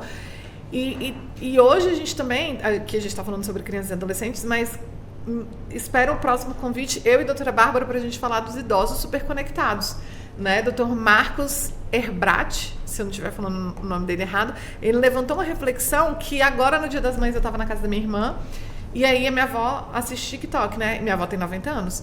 E eu, vó, aconteceu isso de falar lá no congresso e tal, como é que tá aí a gestão desse uso seu, né, de internet? Porque a gente fica muito preocupado com quem não sabe pedir um Uber e tal, mas e aquele idoso hiperconectado? Aí a gente vê pessoas que dão dinheiro pro Elon Musk, sendo que, na verdade, entre aspas, tá, gente? Pra você que tá ouvindo, né? Que acredita que é o Elon Musk. E hoje eu vi uma menina falando que a avó dela tava internada, ela tava lá e ela, ai, será que eu consigo falar com o fulano? E ela achava que era namorado dela, só que na verdade esse cara, ele fica fazendo vídeo para um monte de idosas. Você entra no TikTok dele, agora eu não sei o nome, mas depois eu vou passar para vocês. Você entra no TikTok dele, aí tem um monte lá de idosas achando que tá namorando com ele, sabe? E aí minha avó diz que passa a madrugada, viu, Cadu, assistindo TikTok, você acredita? Minha avó fala, ai, não tô com sono, e eu deito para assistir TikTok. E aí, obviamente, que ela não vai dormir, né? Então, aí entra toda uma questão, que a falta de sono também tem lá seus efeitos neurobiológicos no cérebro, né? Afetando não só a questão de produtividade, mas também de memória, enfim, dentre tantas outras coisas. Então, quando a gente fala sobre o uso da rede social, a gente tem sim uma influência gigantesca no nosso cérebro. Só uma observação, inclusive, sobre essa questão do efeito. Foi até mencionado no primeiro bloco sobre o efeito que cada situação gera em relação a cada indivíduo. Essa acabou Jéssica. Eu lembro bem dessa situação, isso tem vários anos, e a frase até virou um meme, até porque era uma frase usada em situação que você meio que invertia. Alguém estava enchendo o saco, assim, acabou Jéssica, né? Aí você falava, inclusive. E a surpresa, justamente, quando tempos depois houve uma reportagem com ela, em que ela teve sérios problemas com isso. Sim. E é tão poderosa essa questão de como determinado fato ele acaba lhe atingindo, e isso sofrendo uma influência muito maior por causa do meio digital, citando apenas o caso daquela atleta suíça, a Gabriela Andersen, que naquela Olimpíada de 1984, uma imagem que dominou o mundo e de superação, todo mundo, teve gente que ganhou até dinheiro com isso, a imagem dela superando. Ela, por muitos anos, ela morria de vergonha dessa imagem. E muitas pessoas pensam, não, mas aquilo foi um episódio de superação. Não, ela odiava aquilo. Então, essa questão individual e a minimização que se tem no sentido de dizer, não, mas isso é frescura, não é desse jeito que a coisa acaba acontecendo. Então, fazendo apenas essa observação, porque é uma perspectiva que muitas vezes as pessoas acabam perdendo. Uma pergunta que eu gostaria de fazer especificamente, considerando esses aspectos neurológicos, podemos dizer assim, a questão justamente da responsabilização. Pegando aqui novamente o filme Adolescência, a série, os pais se sentem culpados. Me lembro até de um outro filme também, precisamos falar sobre o Kevin. E vários casos reais que nós temos de crianças que os pais não tinham consciência do que estava acontecendo e resultaram em tragédias. Como é que fica do ponto de vista da responsabilização, aqui no caso especificamente penal, inclusive? Isso, na verdade, ainda é um processo em construção. Não há respostas ainda, pelo que eu estou percebendo, ainda para essa questão. Qualquer uma das duas. Lá nos Estados Unidos, eu até falei assim, chega, não vou estudar mais isso aqui. Lá nos Estados Unidos, você sabe que existe um artigo que fala sobre essa questão de regulamentar a questão do parenting, né? E aí eles falam sobre essa dificuldade de fazer isso lá nos Estados Unidos, porque os filhos seriam proibidos de processar os pais nesse sentido de danos morais nessa questão, porque presume-se que os pais estariam fazendo tudo que os pais fazem, mesmo que de alguma forma errada, seria visando o melhor interesse da criança. Mas lá também não existe essa questão, né, da proteção integral da criança e do adolescente, tanto que a legislação deles que falam sobre essa questão de exposição das crianças, eu acho que ela é bem avançada no sentido financeiro, porque olha só, no sentido financeiro, olha que coisa interessante. Eu estava olhando, por exemplo, o perfil da Virgínia. Virgínia é uma grande influenciadora, 53 milhões de seguidores e tal. Ela tem o poder dela. Só que o poder dela tem a ver com o contexto em que ela vive. Então, tira o Leonardo, tira o Zé Felipe, tira a Maria Alice, tira a Maria Flor, tira o Zé Leonardo, vê o que acontece, né?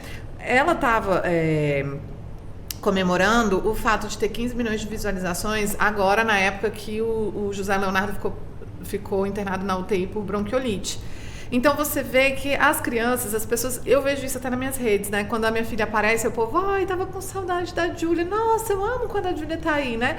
Então a criança, ela é um ativo digital, ela é poderosíssima por conta da fofura, do carisma. E lá nos Estados Unidos, se você falar o nome da criança ou do adolescente, se você fizer uma narrativa com a criança, com o adolescente, ou se aparecer imagem e vídeo em 30% do seu conteúdo em 30 dias, ele tem direito à monetização proporcional. Então, se ele apareceu 30%, em alguns estados ele tem 50%, na Califórnia ele tem 65% da proporção dele. Então, ele apareceu 30%, ele vai ter direito a 15% do faturamento daquele perfil, daquela coisa, porque é um ativo. E aí a gente chega na França, por exemplo, que é pioneira em relação à regulamentação relacionada a isso, mas ela não tem nada falando sobre essa questão, só fala sobre as crianças que são influenciadoras. E aí eu até inventei um termo nesse meu artigo aqui, que é o co-influenciador, porque na verdade a rede não é dele, mas ele exerce uma influência ali naquela audiência, né? E a gente não tem isso nem na França, nem no Brasil. Essa figura é invisibilizada, né? E aí a gente não tem essa questão. Mas a gente tem, se a doutora Bárbara concorda, ou então você pode também me complementar ou me corrigir nesse sentido, a questão do artigo genérico, né? Que fala sobre a questão do dano moral ou dano material. Então, sim, a gente pode responsabilizar uma pessoa, inclusive pai e mãe aqui no Brasil, em razão da exposição se gerar dano. Só que eu entendo que em alguns casos o dano seria em ré ipso, ou seja, não precisaria de prova. O único fato de você ter feito, como por exemplo, eu expus minha filha, expus a birra da minha filha, expus eu dando lição de moral na minha filha. Para mim, isso daí, só o fato de expor já geraria dano. Porém, entendo que no nosso judiciário e tudo, vai precisar de comprovação. Então, teria que comprovar aí o dano, o nexo de causalidade, demonstrar que aquilo que a pessoa está vivendo realmente foi por conta daquela exposição, né? E com laudos psicossociais, psicológicos, né, feito por especialistas, Cadu, é possível demonstrar. O ponto aqui a doutora Brenda fala de atitudes comissivas, né, de pais que expõem, que usam as suas redes sociais para mostrar, mas a gente também trata da questão do abandono digital, que é a atitude omissiva. Então, é a ausência. E por que se fala de ausência? Porque tem um dever de presença. O pai tem a responsabilidade pela lei de dar amparo emocional, material à criança para que ela se forme como sujeito. Então, quando ele não exerce esse dever, não cumpre esse papel, aí sim entra a omissão, e a partir daqui é que a gente tem que identificar que essa omissão causou um dano. Então, é imputar a um sujeito, a um agente, a conduta omissiva ou comissiva que, a partir do nexo causal, causou o dano a uma criança. Então, a gente está falando do abandono digital. É o pai que se omitiu, mesmo que ele não tenha tido a intenção. No caso da série, foi um pai e uma mãe que não sabiam que a criança acessava o que acessava, então eles achavam que protegiam e a criança estava sendo exposta, mas se omitiram, porque tinham como ter acesso, saber o que a criança estava fazendo ali naquele momento. Então, gerou o dano que gerou, e aí o nexo causal é o que liga os dois. Mas aí o ponto qual a dificuldade de mensurar esse dano? mas hoje a ciência já contribui, o próprio direito, o STJ, a ministra Nancy Andrighi, tem belos julgados sobre isso, o exercício da parentalidade responsável. E o princípio que nem é princípio, se eu não me engano, ainda é postulado, da afetividade.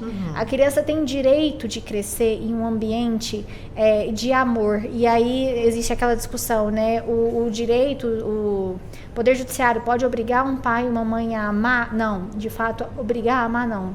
Mas a cuidar sim. Então é mais ou menos sobre isso que a gente tem que refletir. De fato, não tem obrigação de amar. Amar é subjetivo, né? O amor muda. Aliás, tem até linguagens do amor hoje em dia. Tem pessoas que demonstram o seu amor de jeitos distintos. Eu demonstro de um jeito, Cadu de outro, doutora Brenda, Neto. Então é isso. Mas o exercício da parentalidade responsável, ele sim, já está sendo unânime que é o direito a criança ser criada em um ambiente em que ela é ouvida. Um ambiente por quê? E o Cadu, não sei se o Cadu tem filhos, eu ainda não tenho, a doutora Brenda já tem. A criança te dá sinais. A criança te dá um sinal de estar entristecida, de estar ansiosa. E aí, dependendo do ambiente que você a cria e que permite que ela fale, nós somos sujeitos da fala, nós nos constituímos a partir da fala. Aliás, nós somos o único ser vivo que os animais se comunicam de alguma outra forma. Aliás, tem até uma pesquisa que parece que os macacos têm sido observados e que para determinadas circunstâncias eles emitem alguns sons. Então, mas a linguagem é originalmente do ser humano. Então, a partir da linguagem que a gente se forme, com a linguagem, do que eu já observei, de pesquisas que eu li e de ambientes que eu já estive, e só como pesquisadora para observar, quando a criança tem a possibilidade de falar, ela lida com aquilo de um jeito diferente. Ela começa a elaborar e ressignificar. Então, por exemplo, nos Estados Unidos, o que eles usam muito? As terapias psicanalíticas ou de terapia mesmo. Tem a linha do cognitivo comportamental, tem Gestalt, mas tem muito a psicanálise nesse ponto, porque a partir da fala, ela vai formando o convencimento dela e muitas vezes ela começa a se curar, porque essa é a nossa intenção. Óbvio, a gente está aqui para falar do abandono digital, da responsabilidade civil, da presença ou não dos pressupostos, mas tudo isso aqui só está existindo porque a gente quer prevenir e cuidar das crianças que já passaram pelo que passou para que outras não passem novamente. Crianças e adolescentes têm direito, considerando tudo isso, à privacidade? Como é que funciona isso? Tem direito à privacidade, são sujeitos de direito, então tudo que está na Constituição, que vale para nós como adultos, vale para a criança também. O ponto é, alguns desses direitos, a criança passa a ter condição de ela controlá-los a partir de determinada idade. Então, a partir dali, então a gente fala da adolescência e fase adulta, né? É o marco temporal que mais usam. Até lá, os pais são os responsáveis. Por isso, mas de novo, os pais não são responsáveis para... sem limite, né? Existe um limite para poder gozar, usufruir, como se fossem direitos deles, não são direitos deles. Então, muitas vezes, e aí eu acho que esse debate aqui deixa essa convicção dentro de cada um de nós, que a responsabilidade por ter acesso a essa informação é muito mais dos pais responsáveis do que da própria criança, porque vai depender dele conhecer o limite que ele tem do direito da criança dele, do filho dele. Então, a criança tem direito à privacidade naquelas 3 dimensões que eu falei. A privacidade não é você ser excluído dos demais, é você ter controle de como os demais te atingem, aquilo que você quer que as outras pessoas tenham acesso, que você quer oferecer para as outras pessoas. Mas então vai depender do pai, da mãe ou do adulto responsável de ter conhecimento a partir de que momento essa é a minha privacidade e a privacidade do meu filho. No mundo como a gente está hoje, sem colocar mais peso nas costas de um pai e de uma mãe, porque eu já sei que é um fardo, é muita responsabilidade, né? É maravilhoso, eu imagino que seja maravilhoso, mas também tem deveres aí inerentes que são pesados. Sem colocar esse peso, cabe ao adulto entender a partir de que momento a linha tênue, com certeza, é o direito à privacidade dele e a partir dali é o direito à privacidade da criança. Agora vamos falar sobre uma questão que aqui a gente está falando muito sobre a questão de, assim, da exposição da criança, né, na internet, de como gerenciar essa questão do direito da imagem e da intimidade dela nas redes sociais, mas tem um ponto muito importante e que aí seria muito interessante que num próximo debate nosso a gente pudesse trazer um criminalista, mas é que a questão do poder familiar, ele não se resume só à questão do dever de proteção e cuidado, mas ele também tem a ver com a questão de responsabilidade. E aí a gente vê crianças e adolescentes que acabam cometendo crimes dentro da internet, então calúnia, injúria, difamação por meio de comentários, né, e que muitas vezes o pai e a mãe acabam não vendo ali, mas também se colocando em situações absurdas, como em casos do Discord, por exemplo, né? Eu estava lembrando disso. Então, por exemplo, uma menina que teve que cortar o peito, ali eles mandando, elas sendo escravos sexuais, né? Porque um grupo de adolescentes se organiza ali dentro, então... tem um problema aí em relação ao grupo de pais que não observou o que os filhos estão fazendo lá dentro e ao outro grupo de pais que não observou aquilo que os filhos estão se submetendo. E aí a gente vê também a questão de o que eles estão consumindo, porque muitas vezes a gente acaba deixando ali, né? Pode assistir, pode tal, porque você está até cansada e aí você, né, libera ali um pouco, mas... Esses dias morreu uma menina de 8 anos ao fazer um desafio que ela viu no TikTok, que era cheirar um desodorante. Então, assim, esse dever de vigilância a gente também tem que ter, sabe? E a gente hoje tem, por exemplo, eu tenho um filho adolescente. Qual que é o meu desafio hoje com ele? É justamente ele ter horário, né, de dormir, de acordar, de não acordar e já pegar o celular, porque tudo isso tem reflexo no nosso sistema neurológico, quando a gente já acorda, já pega, né, o celular ao invés de fazer outras coisas. Então, ele, por exemplo, se você deixar, ele fica a madrugada toda conversando com os amigos dele. E aí tem essa briga, e hoje a gente tem aplicativos de gerenciamento parental, né, e que aí é de nossa responsabilidade ficar atento em relação a isso. Saber exatamente, a minha filha que é mais que tem menos discernimento, eu fico ali vendo, e eu que sou toda voltada para a questão da PNL, né? Ela gosta de assistir aquelas novelinhas que são feitas ali por famílias e tal, e às vezes não tem nada demais, mas eu, por exemplo, eu não gosto, porque fica mostrando uma madrasta que maltrata o filho do marido e tal. É uma novelinha. Ela fala, ai mamãe, mas é uma novela. Não quero saber, né? Por quê? Porque forma a memória. E aí entra na questão das falsas memórias, porque às vezes ela vai acontecer do cérebro dela lembrar de algo que ela não viveu, mas ela viu em algum lugar, sabe? Então, cabe também a gente ter esse cuidado do que eles estão consumindo, com quem eles estão conversando. Eu fui obrigada a ensinar a minha filha todos os dias, não pode passar o celular, porque ela acha que todo mundo sabe, Cadu, ela acha que todo mundo é amigo dela.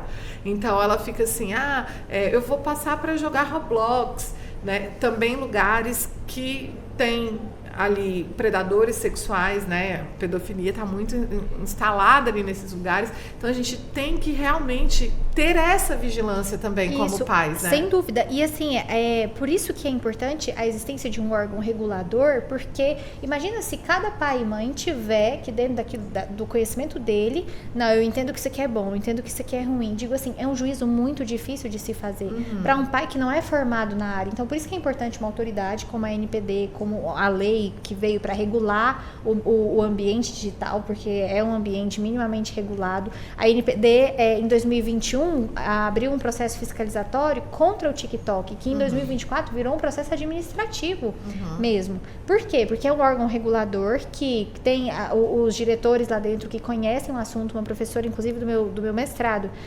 ela compõe a agência, e é exatamente para isso, para tentar instruir esses pais irresponsáveis de o que deve ser colocado limite e o que não deve. Então, por isso que a importância de um órgão como esse, porque é difícil para uma mãe decidir. Mas aí a gente entra naquela questão, né? Não adianta só regulamentar, e a gente tem que educar e levar essas questões. Olha, gente, a legislação fala isso, a regulamentação fala isso, né? A gente precisa realmente trazer para isso. Só uma pergunta, Cadu, aqui tem como o ouvinte mandar perguntas? O canal do YouTube tem como, não? Nós temos um contato pelo WhatsApp, só que deixa eu ver aqui, eu tenho inclusive informação, só que eu não tenho aqui de cabeça. Mas existe essa possibilidade, lá sim. Eu colocando você nas raias justas, né? Não, mas nós temos sim, inclusive nos nossos programas. Deixa eu ver se... peraí, eu vou encaminhar aqui, é a vantagem da tecnologia. Eu tenho um computador aqui e será que já não estão me respondendo, que estão me ouvindo? Mas eu já vou fazer o pedido aqui, que eu não tenho de cabeça. Você sabe, né, o telefone de cabeça? Tem no monitor embaixo. Monitor embaixo? Aqui, ó, é esse. Não, aqui tem. Tem um número aí, ó. O WhatsApp aqui, ó. Aqui, ó, tá colado. Vocês estão vendo aqui? Aqui, ó. Tá certo. Eu estou olhando para o monitor, é bem embaixo aqui. Henrique Paranhos, obrigado. Ana vai te passar. Só conferindo aqui, o número que eu tenho é o 61 A equipe da Rádio Justiça está atenta, eles estão, eu estou aqui com o WhatsApp aberto. Inclusive, um beijo para Ana. Tá ouvindo aí, Ana Possati? Você deve estar ouvindo. Espero que você tenha, inclusive, anotado aí as sugestões de pautas que elas já passaram, inclusive a respeito dos idosos hiperconectados. Isso é um tema muito interessante. Olha aqui, o Henrique já passa aqui, Henrique, nosso querido colega aqui da Rádio Justiça, sim, todo mundo ouvindo aqui, muito bom debate, então já fica essa informação. Henrique, você que está me ouvindo aqui, eu vou passar o seguinte número, que é o que eu tenho aqui, o Neto já me alertou, está bem aqui embaixo no monitor, 61, que é o prefixo de Brasília, 9, é esse mesmo, lembrei, 999758140, 999758140. Repetir de novo, 61 999758140. A ideia é que passem perguntas justamente... né? Porque às vezes, eu mesma, se eu estivesse ouvindo, eu ia querer saber, nossa, será que eu posso postar isso?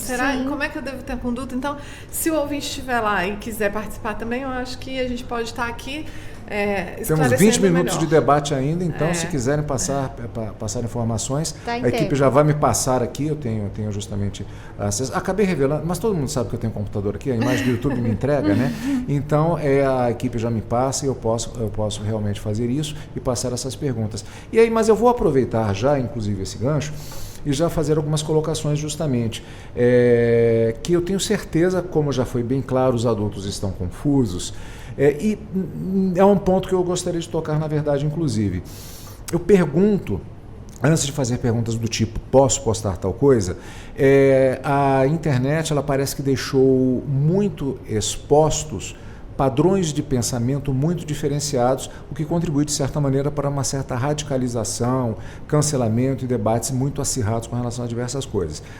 A questão da mãe do suco, só não vou dizer o nome do suco aqui agora, mas eu me lembrei de uma situação que eu conheço, de uma mãe que recebeu uma orientação, segundo ela, isso há muitos anos, há várias décadas, de um médico, quando ela descobriu que a filha estava fumando. E ele disse, não, pegue uma caixa, um maço de cigarros, dilua na água e faça ela beber. E ela fez isso. Eu olhei para a cara da pessoa e perguntei, funcionou? Porque eu conhecia a filha já era grande, na verdade. Aí ela contando como se fosse uma grande vantagem, ela fiz isso, como se fosse uma mãe radical, como foi falado ali. Aí eu olhei, funcionou? Porque eu sabia que a filha fumava. Falou, não. Mas ela deve ter passado, inclusive, muito mal. O risco, inclusive, de uma intoxicação. Eu me lembro agora de um debate que aconteceu há algum tempo também, que não envolvia diretamente a internet, que foi o caso de uma exposição em que havia um homem nu e que a mãe levou a criança, era uma exposição pública, e ela fez com que a criança ela tocasse. Houve um tremendo debate, não vou puxar as questões aqui. Minha questão isso também não leva a uma confusão em relação ao ponto de vista que os pais têm e que o expõem por meio da internet, deixando os adultos mais confusos e as crianças, por sua vez, também? Sem dúvida. Inclusive, Cadu, excelente seu exemplo, porque aí me lembrou uma vez uma comparação que eu fiz. A geração dos meus pais foi uma geração que cresceu apanhando. Fazia alguma coisa errada, apanhava, mas apanhava de cinto, apanhava de chinelo. Meu pai conta, muito engraçado, que tinha vez que ele estava na fila para apanhar, um monte de filho, ele nem sabia por que ele estava apanhando mais. Então, hoje em dia não pode bater. Então, olha o tanto que mudou. E agora vamos refletir aqui nós três. Qual é a diferença da violência, daquela violência que agride fisicamente, para outra violência que também agride emocionalmente ou que expõe a uma agressão emocional? O que eu estou dizendo? É nítido que as coisas estão mudando. Há um tempo atrás era normal bater. Aliás, criar e educar bem era criar e educar com limite e castigos físicos. Então, hoje... A varinha da sabedoria, né? Que inclusive está lá na Bíblia, né? E a gente observa como era muito um adulto que não dava conta de lidar com aquilo e aí desconta na criança. Mas então, qual que é a comparação que eu quero fazer? Talvez daqui a um tempo, e eu torço para que sim, tudo também seja revisitado para que essa questão de o direito do pai de expor a criança e ser o responsável por isso também mude de figura, entendeu? Porque assim como ele não pode mais bater para educar, a exposição também pode ser vista como algo que traz uma consequência sobre como a violência física também. Então tudo muda, está mudando o tempo todo e o direito vai ter que se adequar. O direito é naturalmente uma ciência que chega, entre aspas, atrasado. Primeiro tem que acontecer para depois os operadores se movimentarem e aí sim colocar na legislação, passa pelos coros que tem que passar. Então, eu acredito que sim, há mudanças. Os pais, muitas vezes, por mais bem intencionados que estejam, não sabem, porque não têm acesso a essa informação. Então, acho que tudo parte do acesso à informação, que, de novo, é também um direito, o direito ao acesso à informação. Então, e o direito desses pais de acesso à informação sobre tudo aquilo que mudou e aos riscos, porque pode ser que as famílias que nós vínhamos falando, que a classe média baixa e menos escolarizada, que seus filhos já têm perfis na internet, esses pais talvez não saibam quais são esses riscos, entendeu? E estão trazendo consequências, porque esse adolescente adulto vira um adulto que teve direitos fundamentais seus violados na internet, vira um adulto que violado vai violar. Então a gente vê como tudo é muito cíclico. E isso que você colocou, né, que é como quem diz assim, eu tenho uma visão e o outro tem outra visão, um é mais permissivo, o outro... A gente vê também isso dentro da sociedade, porque a gente vê um grupo que é menor intervenção do Estado. Então, como lá nos Estados Unidos que eu coloquei aqui, né, não tem muito isso, assim, quando você vai olhar a legislação, é mais regulamentando mesmo a questão de convivência, pagamento de pensão alimentícia, não tem muito isso da proteção integral da criança, é mínima intervenção do Estado mesmo em relação a isso. E aí cada pai vai achar aquilo que quiser. Mas a gente tem, por exemplo, a França. Aqui no Brasil a gente é mais assim também voltado para essa questão do melhor interesse da criança e tendo isso como primazia, né? Entendido como realmente você olhar como prioridade o melhor interesse da criança na hora de tomar essas decisões. Perguntinha aqui. Padrasto ou madrasta pode publicar foto de meu filho na internet? Essa é interessante. É interessante, e eu estava falando que eu escrevi um artigo no Jus Brasil sobre isso há algum tempo atrás, e a minha decisão hoje, a minha orientação hoje, né, é totalmente diferente, porque na época eu falei, quem gerencia a imagem do filho, dos filhos é pai e mãe, os dois têm poder familiar, qualquer um dos dois autorizando, ok. Só que hoje, com os estudos que a gente tem sobre os riscos na internet, o sim pode ter um prejuízo que não tem como voltar para o status quo, que é aquilo que a doutora Bárbara estava falando, que é a questão de você voltar para aquele estado anterior. Agora, o não vai causar prejuízo nenhum. Então, o que eu falo hoje? Na dúvida, é não. E eu entendo que assim como hoje, aqui no Brasil, né, o poder familiar, ele é exercido em conjunto. E eu entendo que o gerenciamento, apesar de que não está expresso isso, vem expresso agora no projeto de lei 4 de 2025, que é da atualização do Código Civil, que como um exercício do poder familiar conjunto, a imagem eles também gerenciam conjuntamente. Então, eu já entendo que a questão do direito à imagem é do poder familiar, logo é gerenciado em conjunto, independente do tipo de guarda. E para mim é o seguinte, se um disse não, é não. Na dúvida, é não. Justamente por conta disso. A madrasta vai... Aí a gente entra em outras coisas. Porque, por exemplo, outro dia eu fui consultada por uma madrasta que é influenciadora. Aí ela, eu compartilho a minha maternidade. E aí ela tem os filhos dela e tem um enteado. E ela queria mostrar a relação dela com o enteado também. Aí ela, pode? Eu falei, poxa, sua rede é monetizada. Então a gente está expondo essa criança para um maior número de pessoas. E existe essa questão de ser um ativo financeiro, um ativo digital. Então, para mim, na dúvida é não. Se os dois não autorizaram, é não. Isso, inclusive, para padrasto, madrasta, tio, tia. E como eu coloquei aqui, eu acredito que a nossa legislação, inclusive, dá poder ao juiz para impedir que os pais ou um dos pais façam esse tipo de postagem. Lembre-se do que eu ia falar, só fazer esses dias, porque tivemos um caso, acho que essa semana, eu não tenho bem certeza agora, uma pessoa famosa que publicou uma foto dela com o filho ou filha e o padrasto. E com talvez querendo homenagear o padrasto, disse assim, família unida, pai é quem cria. Já gerou consequências, porque mas e o pai biológico, que tinha sido marido, tal... A criança está lá na foto, isso já vai ficar na internet, isso é um problema. Não, e aí todo mundo tira um print e aquilo vai para outro lugar, e aí veja, é uma memória que é do filho. E aí a gente entra depois em outro assunto, me convida aí, hein, Ana, viu, Cadu? Pra gente vir debater a respeito da questão da exposição de processos sigilosos que são do direito de família, né, nas redes sociais, porque hoje em dia é outra moda, né, doutora Bárbara? Que é a pessoa, igual a menina outro dia, ela recebeu uma intimação de cobrança de danos morais que o ex-marido está cobrando dela porque ela, mas eu só compartilho aqui a minha maternidade solo. Sim, mas na verdade o que ela está compartilhando não é a realidade, o que ela está compartilhando é a percepção que ela tem, né? Então é complicado. E é engraçado, a pergunta é muito boa, porque nem o pai e a mãe têm, legalmente, o direito de expor a imagem. Não tem nenhuma lei que fala, é garantida ao pai e à mãe o direito de expor a imagem do seu filho. Então, ao padrasto e à madrasta, também não existe esse direito. Então, padrasto e madrasta podem expor? Não. Na verdade, expor, ninguém pode.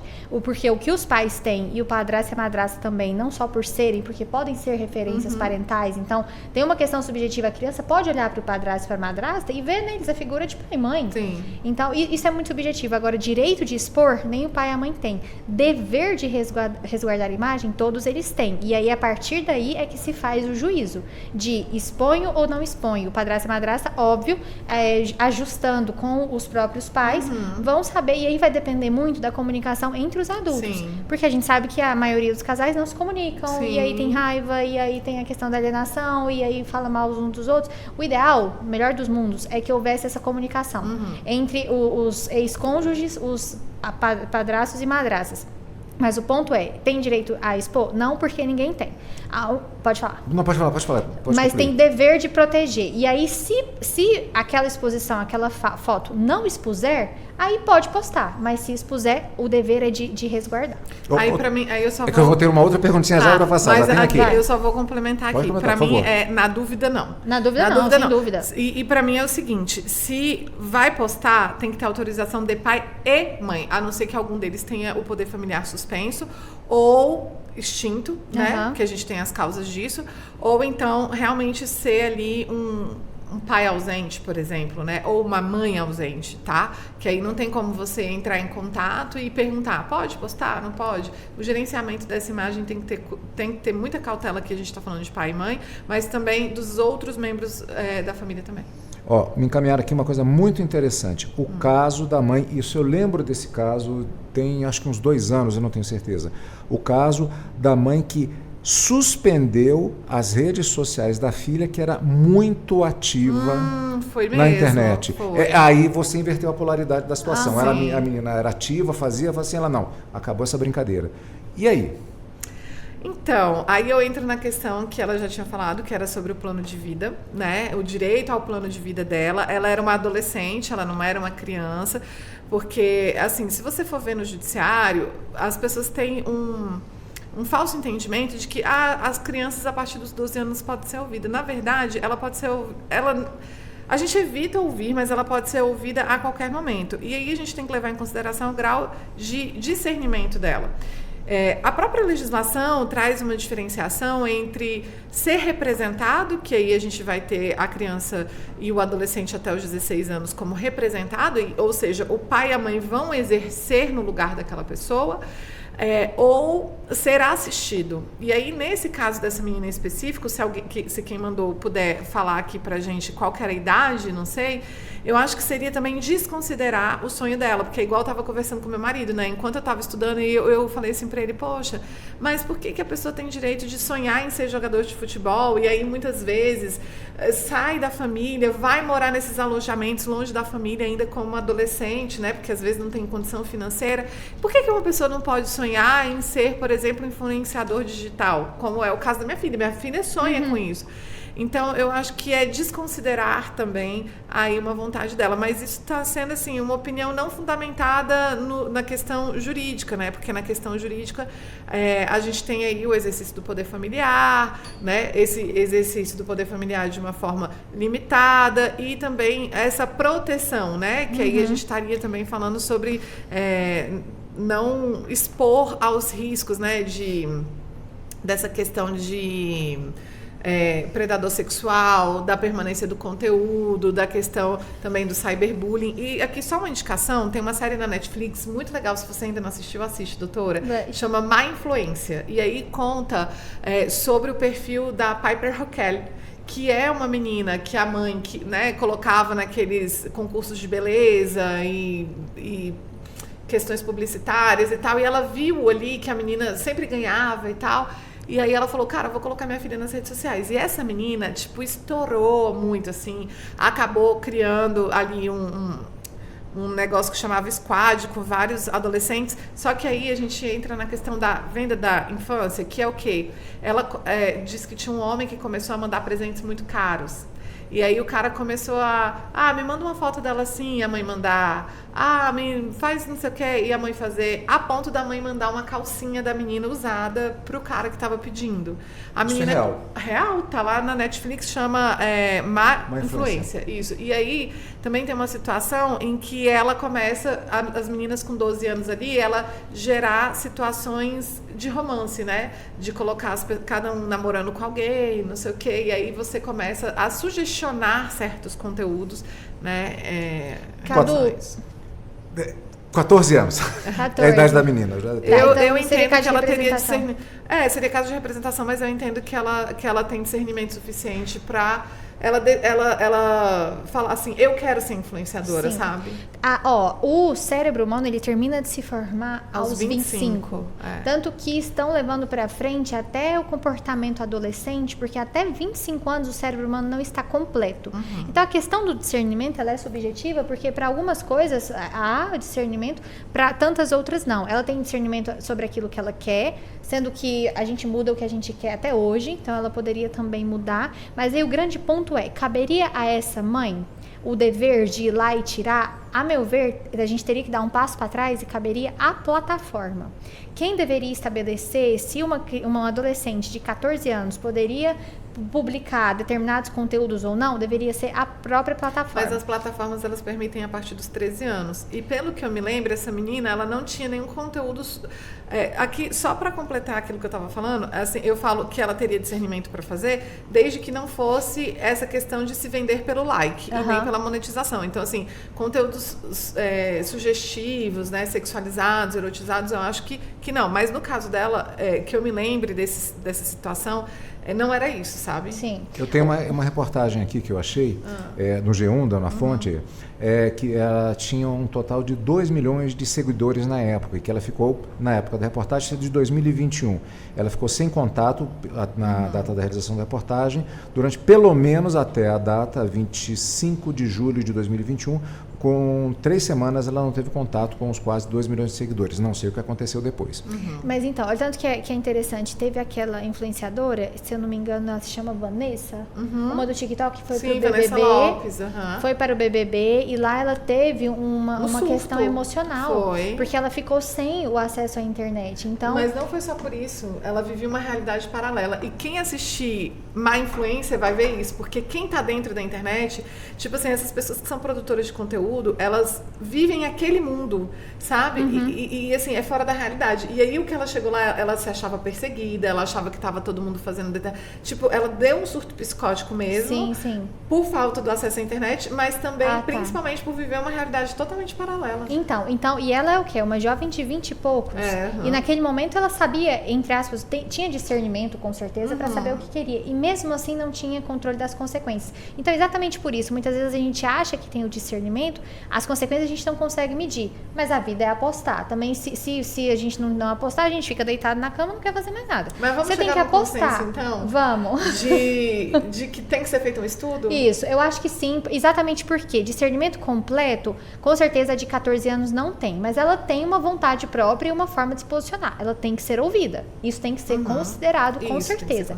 Mas agora, as consequências de tudo isso, ela não tem acesso. Então, eu acho que é um trabalho da família, sociedade e Estado, estando aqui a plataforma como sociedade e a mãe como família, em chegar a um consenso para que ela tenha elementos e condição de não ser, enfim, vítima do sistema. Também, né? Vítima, tipo assim, exato, que vítima tipo do de sistema. Conteúdo que ela está postando, quais são os riscos que esse conteúdo E traz. outra, doutora, conversar, entendeu? Muitas vezes a gente decide pela criança, decide pelo adolescente, sem ouvir. Fala, não, mas eles não têm maturidade. Gente, até a nossa maturidade a gente está formando agora. Entende? Escuta, fala assim, filho, filha, isso aqui que pode acontecer, você não vai entender, mais pra frente você vai entender, mas confia no papai e na mamãe. Meu pai e minha mãe eram muito assim comigo. Bárbara, confia na gente. Na verdade, eu ia fazer uma brincadeira, eu não resisto. A doutora falou que o cérebro é formado até os 25. Tem gente que tem 60 anos, pós-doutorado, e o cérebro acho que ainda está em formação, né? Mas tudo bem. Gente, só um minutinho que eu tenho que perpassar aqui. A gente já está às 4 horas e 58 minutos e eu preciso lembrar aos nossos amigos ouvintes que nós temos logo mais a partir das 6 horas da tarde o Jornal da Justiça, que já está sendo preparado para que você possa ficar sabendo de todas as notícias ligadas às decisões judiciais, ao Poder Judiciário e tudo que afeta diretamente a vida do cidadão. STF garante acesso a documentos apreendidos pela Polícia Federal para réus do Núcleo 1 da tentativa de golpe. Ministério Público do Rio de Janeiro pede a condenação dos acusados pelo incêndio culposo no Ninho do Urubu. Homem é condenado por crimes cibernéticos, incluindo ameaças de morte contra deputadas estaduais de Minas Gerais. Beneficiário de auxílio do governo com autismo consegue na Justiça a isenção do IPI para comprar carro novo. E ainda, registre-se. Judiciário do Amazonas oferece serviços de documentação básica de graça para a população em situação de vulnerabilidade. O Jornal da Justiça desta terça-feira, 13 de maio, começa logo mais às 6 da tarde com transmissão simultânea entre a TV e a Rádio Justiça, onde você sintoniza os seus direitos. Olha, são 17 horas agora na virada do relógio. Eu, infelizmente, tenho que encerrar um debate muito bom hoje e várias pautas já surgiram. Eu acho que esse tema pode voltar. Doutora Brenda Viana, advogada de família, doutora Bárbara Nunes, advogada, professora e pesquisadora. Muito obrigado pela participação de ambas. É bom que fica um gostinho de quero mais para todo mundo que nos ouve aqui, mas serão bem-vindas novamente para prosseguirmos esse debate eventualmente e abordarmos muitas outras questões. Muito obrigado pela participação. Eu vou encerrando direto agora, pela hora, o nosso Justiça na Tarde de hoje e logo mais nos encontramos na Voz do Brasil e amanhã tem mais. Amanhã é dia de sessão plenária.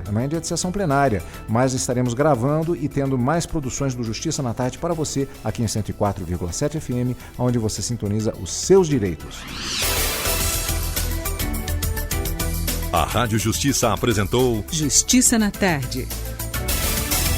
Secretaria de Comunicação Social, Supremo Tribunal Federal.